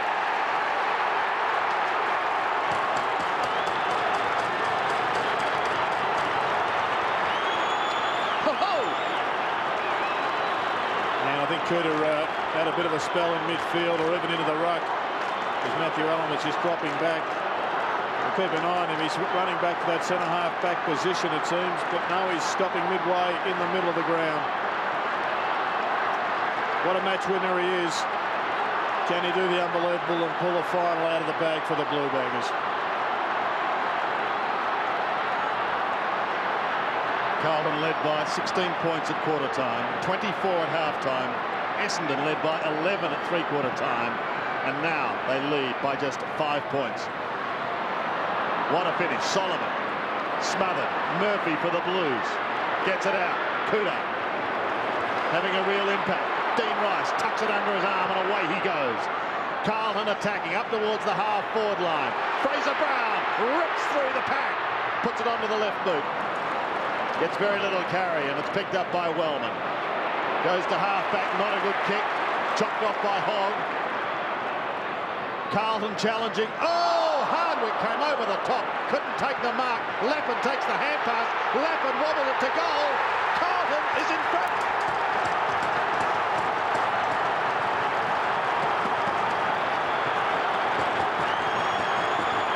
Unbelievable. The Blues are back in front. Well, Hardwick goes for the big fly here, and his man is at ground level. And Kuta in the middle. Well, they've got to match up Kuta. He could rip their heart out here. Kick the last 3 goals, the Blues. All of a sudden, they've got all the momentum.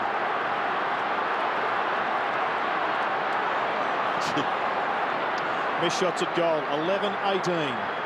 13-7. But Carlton had won only 2 of their previous 5 games coming into today. Not many gave them much of a hope. Long gets it out of the middle, but Carlton turn it back. It comes to Rice. The Blues on a roll with Koutafides moving into the middle of 4 and working wonders in the last quarter. Bradley in a bit of space, but he holds things up. 50 metres out right in front. Could a 35-year-old hamstring manage a 50-metre goal at this stage, Gerard? Well, I think he could. He might even go the torpedo. He can't help himself with those every now and again. Carlton up by 1 point. They proudly have won 16 premierships. Essendon next on the ladder with 15. They're trying to defend that against their arch rival, Ratton. Standing start by Ratton. Won't quite make it. Oh! Finds a mark! Cooter again! Cooter Feeties has taken the last quarter by the scruff of the neck.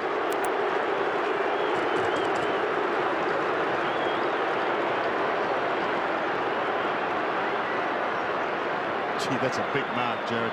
Oh, well, it's 2 in 5 minutes. Not an easy shot, but I think Cooter will bury this one.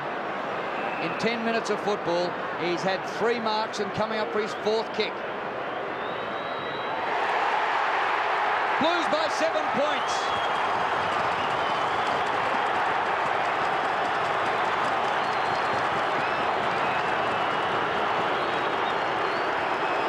Well, the last time the Bombers were in a preliminary final was they played at the SCG. They were in a similar situation where they had the game. They had a 15 or 16 point lead midway through the last quarter. The Swans rattled on the goals and they lost by a point. It's deja vu upon us.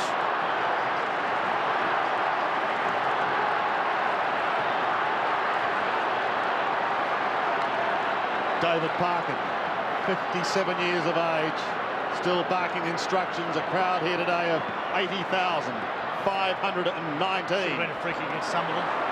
Dean Rice, he's still got a ton of run. Gets his kick as he was tackled. Hamill with absolute strength, but it's Wallace who chops it off. Solomon, pressure now on the young Bombers. Solomon towards the 50. Lloyd, Silvani, Mackay on all fours, couldn't take it. Slapped towards the line. Rice taken out of it. It's over the line with McCurry and co. We've got a throw in. 80,519.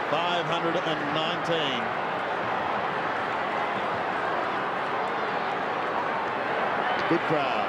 Long. Wobbling. Wellman's down in the forward line. Wellman keeps it in play. Lloyd. Wobbles it through. Back come the Bombers.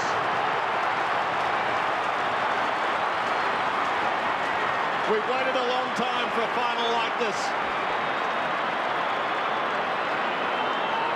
Could be worth the wait. And we've still got 13 minutes. Did this go out? Maybe it was a Wayne Harms job. 4 goals to Matthew Lloyd. Oh, the old spinning ball again. The padding only needed to be a centimetre wide, and that was a point. Be interesting to see how Somerville approaches this centre bounce, because on each occasion, although he's starting on the opposite side of the line, he comes over towards Matty Allen before the contest. Bounce by umpire Harvey. Somerville wins in the middle. A touch by McCurry. All the way. Out in front of Blomfield. Will the Bombers get back in front? Blomfield's kick. Lloyd juggles. And gets another one.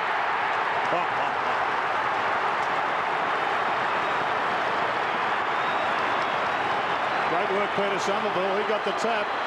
McCurry got the little deft knock on, and then it was bombed down. I thought Silvani had Lloyd covered, but he's a genius. 2 of the most miraculous goals in a minute that you'd like to see. Somerville to McCurry, and Blomfield's bomb. He was out. He was gone for all money. I thought he would have swiped it off the ground, and Silvani smothered, but he went over the top and did it successfully. From on high, the kick by Blomfield. What work by Lloyd. Sensational, to say the least. McCurry gets his kick out of the middle, down towards Buick and Hogg. Couple of little pit balls, neither can take it. It's left to Sexton. Heads to the outer paddock, and it spins over the line. 12 and a half minutes left. To some, that 12 and a half minutes will seem like an eternity. Particularly the men behind the glass with the telephones at their ears. Fraser Brown's at full forward. Chris Heffernan is his opponent. Long. In towards the middle. Falls nicely for Murphy. Chance now for the Blues. Murphy goes long. In towards half forward. Lappin and Brown both there. Barnard at the bottom. With strength comes away. just gets his kick in time, but just pulled off it, and it opens the door for Hamill. His chip is short under pressure, and it lands in the arms of Solomon. You've got to expect a few errors at times like these. The pressure must be unbelievable. And Mercury. The fatigue. Yep, Heffernan. Fletcher. It's Essendon by 5 points towards Dean Rioli. Rioli inside 50. Oh, poor kick. Koutafidis has been wonderful. Manton calls for it. Well spoilt. A tired Sexton keeps it in play. Manton looks exhausted as well. Here's Nelson. Carlton head towards the half-forward line once more. Brown waiting down in front. Can he get clear? No, he can't. Barnard will give it to Mercury. Gets away from Hamill, who had to leave his man. Chips it back in towards the centre, and he's got Masiti. Wide to the outer side. Michael Long loves the open spaces. Wellman's loose on half-forward. Alessio's loose. So too Blumfield. The kick is a shocker, and it's marked by Koutafidis. And it's been very much Russian roulette. The last time when Hardwick got the football, the Blues had 4 players running ahead of the ball. Look at that mark by McKay. Sexton. A high ball in towards the middle. Hamill again. Mercury waiting down in front. Almost threw it out to Wallace. Twisting, turning, dodging, throwing. He did the lot. And he got pinged for the last one. Throwing. She's that centre into centre-half forward position by the Bombers has been costly all afternoon, and again when the game's in the balance, they've done it poorly again. Bradley. Oh, maybe in trouble. Maybe trouble here. The hand pass partly smothered. Look at those tired legs still pumping. Manton, Fletcher, Nelson, a cry of ball. Rioli over the top. And we've got a bounce. Michael Long coming off for the Bombers. Blake Carosella to come on. Double change. Carlton also, I believe, making a change. Yeah, Simon Beaumont's coming on for the Blues. Gee, Bradley kicked in once straight to the opposition, which conceded a goal, and his option up near half forward that time. What's the problem with Long, Aussie, because they can't afford to have him off? Yeah, they're looking at him right now. It's a bit hard to tell from this angle. I'll keep you up to date, but he's just jumped on his back and he's getting a slight rub. It looks like his left calf area, but it's hard to tell from here. Maybe even cramped. Bombers by 5 points, even though Carlton have kicked one more goal than them. Camporelli works a bit of magic to Fraser Brown, who breaks from half-back. The kick up short of half-forward. Hamill's been excellent today. Lance Whitnell-Barnard contest will be important. The kick by Aaron Hamill. Michael Long being worked on. It's about 40 metres from goal. Braddles put the Blues back in front. He hasn't made the distance. And Hardwick rushes it behind. And maybe there's a bit of age showing on those 35-year-old legs from Craig Bradley. 4 points the margin. And we have 9 minutes remaining in the preliminary final. Who will play North next week? Solomon just on. Takes the mark behind the wing. Squares the ball to Somerville, who's worked pretty hard at the body of Allen. Kick by Somerville to half forward. Alessio worked under it by Sexton. Hewitt and Hogg off his heel over the boundary line and out at Essendon's left half forward. But importantly, most people thought that the Bombers were going to get the easy match of the preliminary finals. Both sides will go into next week's game having endured bruising affairs. Exactly right. And this is Carlton's third final, including one interstate, and Essendon's second. They've had 2 weeks off, Carosella, but the Blues are tackling with the tenacity of a side desperate to keep their arch-rival at bay.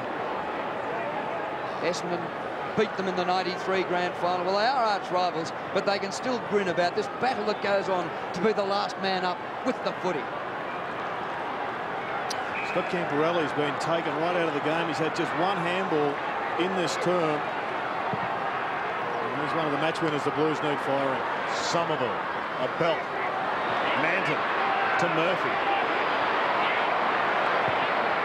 Cool and calm. But a poor kick. Hardwick. Speaking about cool, Sandy, has this guy been solid over since half-time? Yep. Michael Long, by the way, running the boundary line, appears to be okay. Solomon, he's a high flyer, he's a goer, and it's a big kick, but it's well away to the left. Out of bounds on the full. 4-point ball game.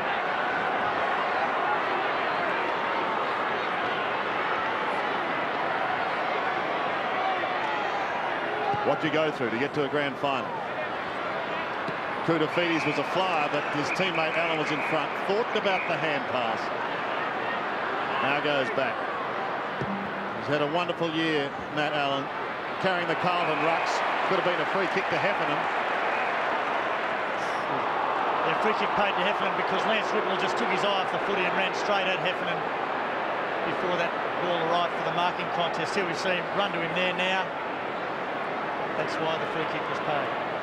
Heffernan on centre wing. Lloyd comes out with a long lead. Rioli was in front of him. So too was Nelson. Silvani with Lloyd. They force it over. Moorcroft and Long, both there on the bench. The Bombers are lucky they've got Alessio, who's got a 4-inch advantage over Sexton sitting in the goal score. If they can just get the ball forward. Murphy's kick towards the interchange.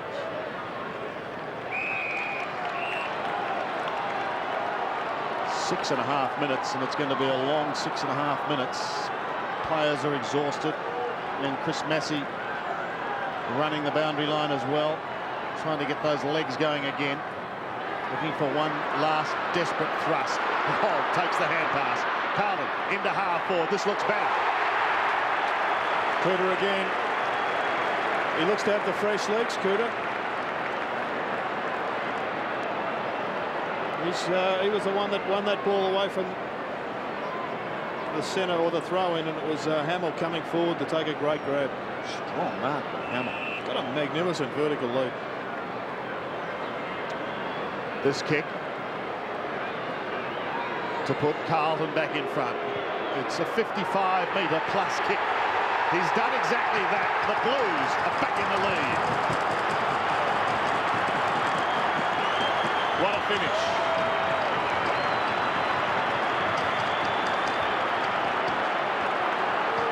Well, an inspired move to put Koutafidis into the middle of the ground. And Hamill has done the job for them up forward once again. What a takeaway. And you did say, ever so quietly at three-quarter time, you had this strange feeling that Carlton might win.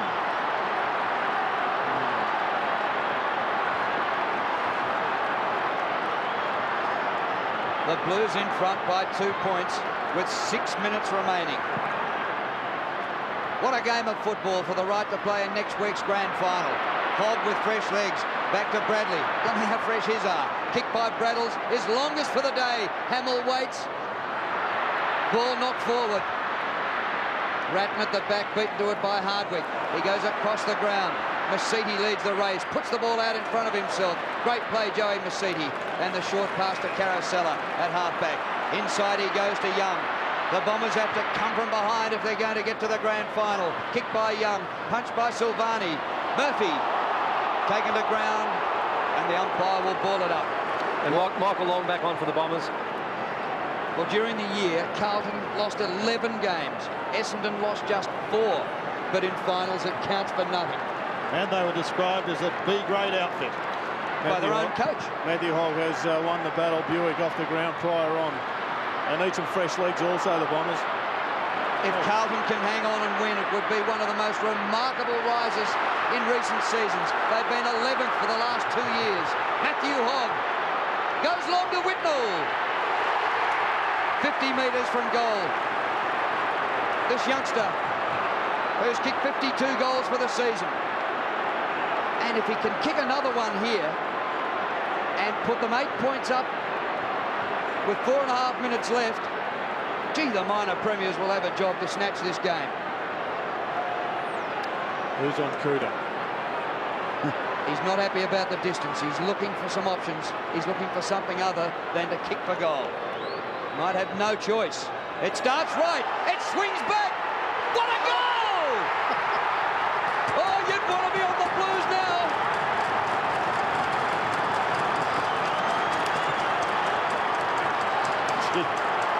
That's a big kick. Oh, What a kick. I tell you what, after games like this, you can't help but admire the players that take part. I mean, this has been a tremendous game of footy. This is a team that was humiliated by Brisbane by 73 points and looked less than average. Bombers are taking Somerville from the ground, getting Northcroft back on the ground. Alessio into the ruck. But what a player is Lance Whitnell. That's just quality. That's pure quality. Here we go again. Alessio up against Allen. It's the Blues. Koutafidis has been sensational. Whether in the middle, whether up forward, whether in defence. Lappin and Hardwick going at it hammer and tongs. Mercedes, the hand pass off, put his teammate in Barnard under the pump. They could lose it here. Just inside 50 for Carlton with under 4 minutes remaining. The Bombers need 2 goals. And as far as Fraser Brown is concerned, Carlton just need to keep it steady, keep it cool. We're almost there, he says. Whitnell stands his ground. Barnard across half-back. Kicks it back towards the centre. It's fisted away from Rioli. Brown's waiting down in front. The look-away hand pass is okay to Sexton. He's been knocked from pillar to post, but he gets his kick down to half-forward. Ratton couldn't quite take it. Look at Cooter lurking there once again. Hamill has been unbelievable. Hardwick tumbles a punt towards half-back. It ricochets away to McKay. He's held it. He didn't have the football. Michael Long takes it now. Maybe a charge for Essendon looms. Alessio gives it away to Solomon. Solomon looks inside 50. The Bombers need something sensational. They haven't got a free kick out of it. They thought they might have got it. Moorcroft went without it. And Carlton defends through Nelson and defends well. Alessio, what a screamer! Get it on the long. Steve Alessio plays on to Mercedes. Mercedes looks in towards half forward. They need a grab and they've got it this time. Johnson will have a shot 47 metres out, directly in front. Mark Johnson, just 1 goal for the season. But look at this grab of Steve Alessio. He had it, he lost it, he regained it. Well, we spoke about kick it versus long. That'll be just a dream unless this goes through. It's gone through. They're still there, the Bombers. Oh, what a kick for a first-year player in front of 80,000 in the dying minutes of a preliminary final. We've seen a couple of big ones from the youngsters. Heffernan slotted one. Whitnell just kicked an incredible goal. Now Mark Johnson kicks one under the most enormous amount of pressure. 2 minutes left. Just the players now. The coaches can do very little. Somebody you would think would be in charge of Koutafidis. Kevin Sheedy and David Park and the opposing coaches both under pressure for their jobs at the start of this season. And probably right now you'd wonder who wants the job. Koutafidis, the hand pass back to Sexton. It's a 2-point margin in favour of the Blues with just over 2 minutes remaining in the game. Beaumont has it, slowing it down at centre wing. Good running by Brown, but then he waited and allowed Wellman to take the mark in front of him. The Bombers have the footy with 2 minutes left. They need a goal to get in front. Fletcher, who played in the Premiership as a schoolboy in '93 against the Blues. Kicked by Fletcher up towards half forward. By G, he has been sensational in the last quarter. Koutafidis, that is 6 marks. And coming up for his 8th kick in this last quarter. Well, he's been saying to the coaching panel for 2 years he wants to play in the midfield. They've let him loose when it counts most. Well, they'll nearly cheer him off the ground if the Blues can fall over the line here. Taken out by Lappin. It'll be a throw-in. 1:18 left. Carlton by 2 points. Unbelievable tension.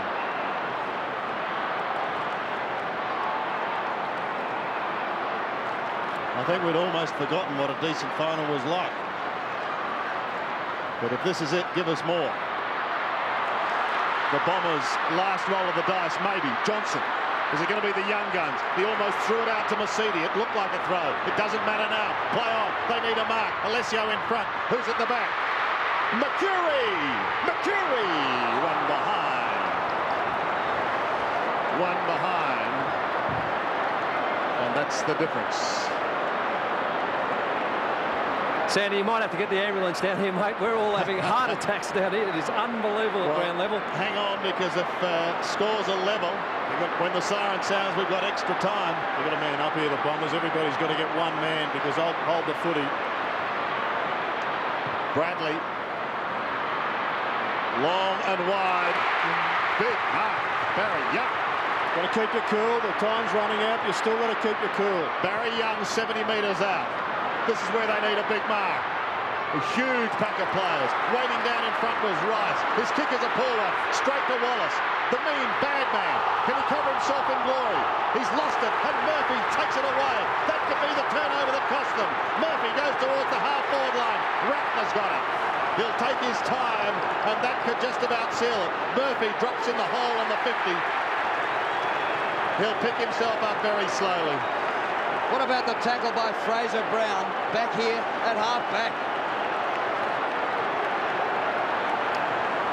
That's the ball game. If it had gone to Fletcher, he could have bombed it from that distance. The luck of the draw in a final. This is just an incredible comeback by the Carlton Football Club. They are into the grand final. Carlton is into the grand final.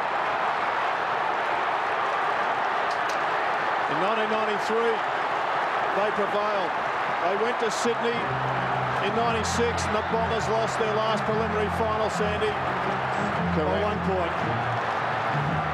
In a finish very similar to this, they'll be singing the old Navy blues long and hard into the night tonight as they prepare for yet another grand final. A B-grade side belted by 12 goals, and here they are. They're going to take on the Kangaroos. The absolute bolters, Sandy. Maybe after that, Labor will win today's election. It's amazing. But let's spare a thought for David Parkin and his coaching staff. He turned 57 last Sunday. This is the 703rd game that he's been involved in as a player and a coach. His health has been under question, but it's players like this that have backed him all the way. His job was under question, according to some, and here he is 8 weeks ago. Now in his 12th final series. Let's go down to the ground. I don't know whether it's total mayhem, but Ozzy, have you got anyone there? Ozzy, I think he's trying to get Cooter. Cooter's right there with you, Oz. Go for it, Ozzy. Well, there might be a slight audio problem. Yeah, it's called 100,000 people. Listen to the din. And the shattered Essendon players walking off. Cooter. Ozzy, you got us this Cooter, time. unbelievable, mate. All our hearts are racing. How are you going? Sensational win, Ozzy. We went in there half-time, we thought we can do this. They put a run on the third quarter. We fought it out hard in the last quarter, win by a point. It's a dream, it's a dream. I'll tell you what, you're not going to say this because I know you're a pretty shy sort of guy, but Anthony Koutafidis, you were sensational in that last quarter. I know it's a team game. I know you're going to enjoy this week. Good luck next week. Thanks for your time. You are a sensation. Thanks, Ozzy. Thanks, good. Enjoy. Isn't this a great shot? There's the 310-game veteran Craig Bradley with his coach David Parker. Round 16, Sandy, Craig Bradley ran from the ground against the Bombers, picked up the phone, and there was a big to-do about who was coaching the team. Correct. What an ironic embrace there, the same two people. Captain and coach of the Blues. Have you seen a turnaround like this in recent times? I don't think I have. Well, I mean, we only had to look last year. The Adelaide Crows were absolutely belted by Melbourne. They look to be going out in straight sets. But at least they started in 5th spot on the ladder. This side struggled to sneak in. They weren't given any hope. They were B grade and heading towards C. Well, maybe you're a bit hard. Maybe B minus. I saw them against the Bombers. B was complimentary. Scott Camperelli, what a sensational first half he had. Let's have a look at some of the major goal kickers. Lance Whittle booted 3. Aaron Hamill booted 3. Two apiece to Fraser Brown, Anthony Koutafidis. Singles to Chris Massey, Scott Camberelli, Glenn Manton, Matthew Allen. Whilst for Essendon, their major contributor was Matthew Lloyd with 5. Sandy, before the game, we saw how Carlton hadn't beaten another team in the top 4 all season. Now they come out and beat the minor premiers, just against all odds. And I reckon this song could have something.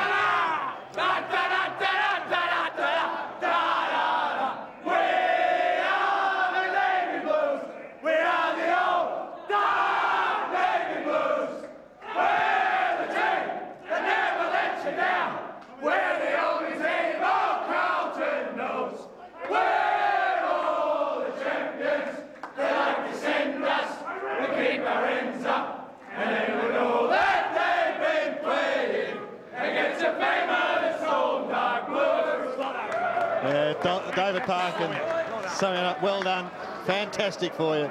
He's thinking of his players. Adrian Gallia there as well. Carlton is into the grand final.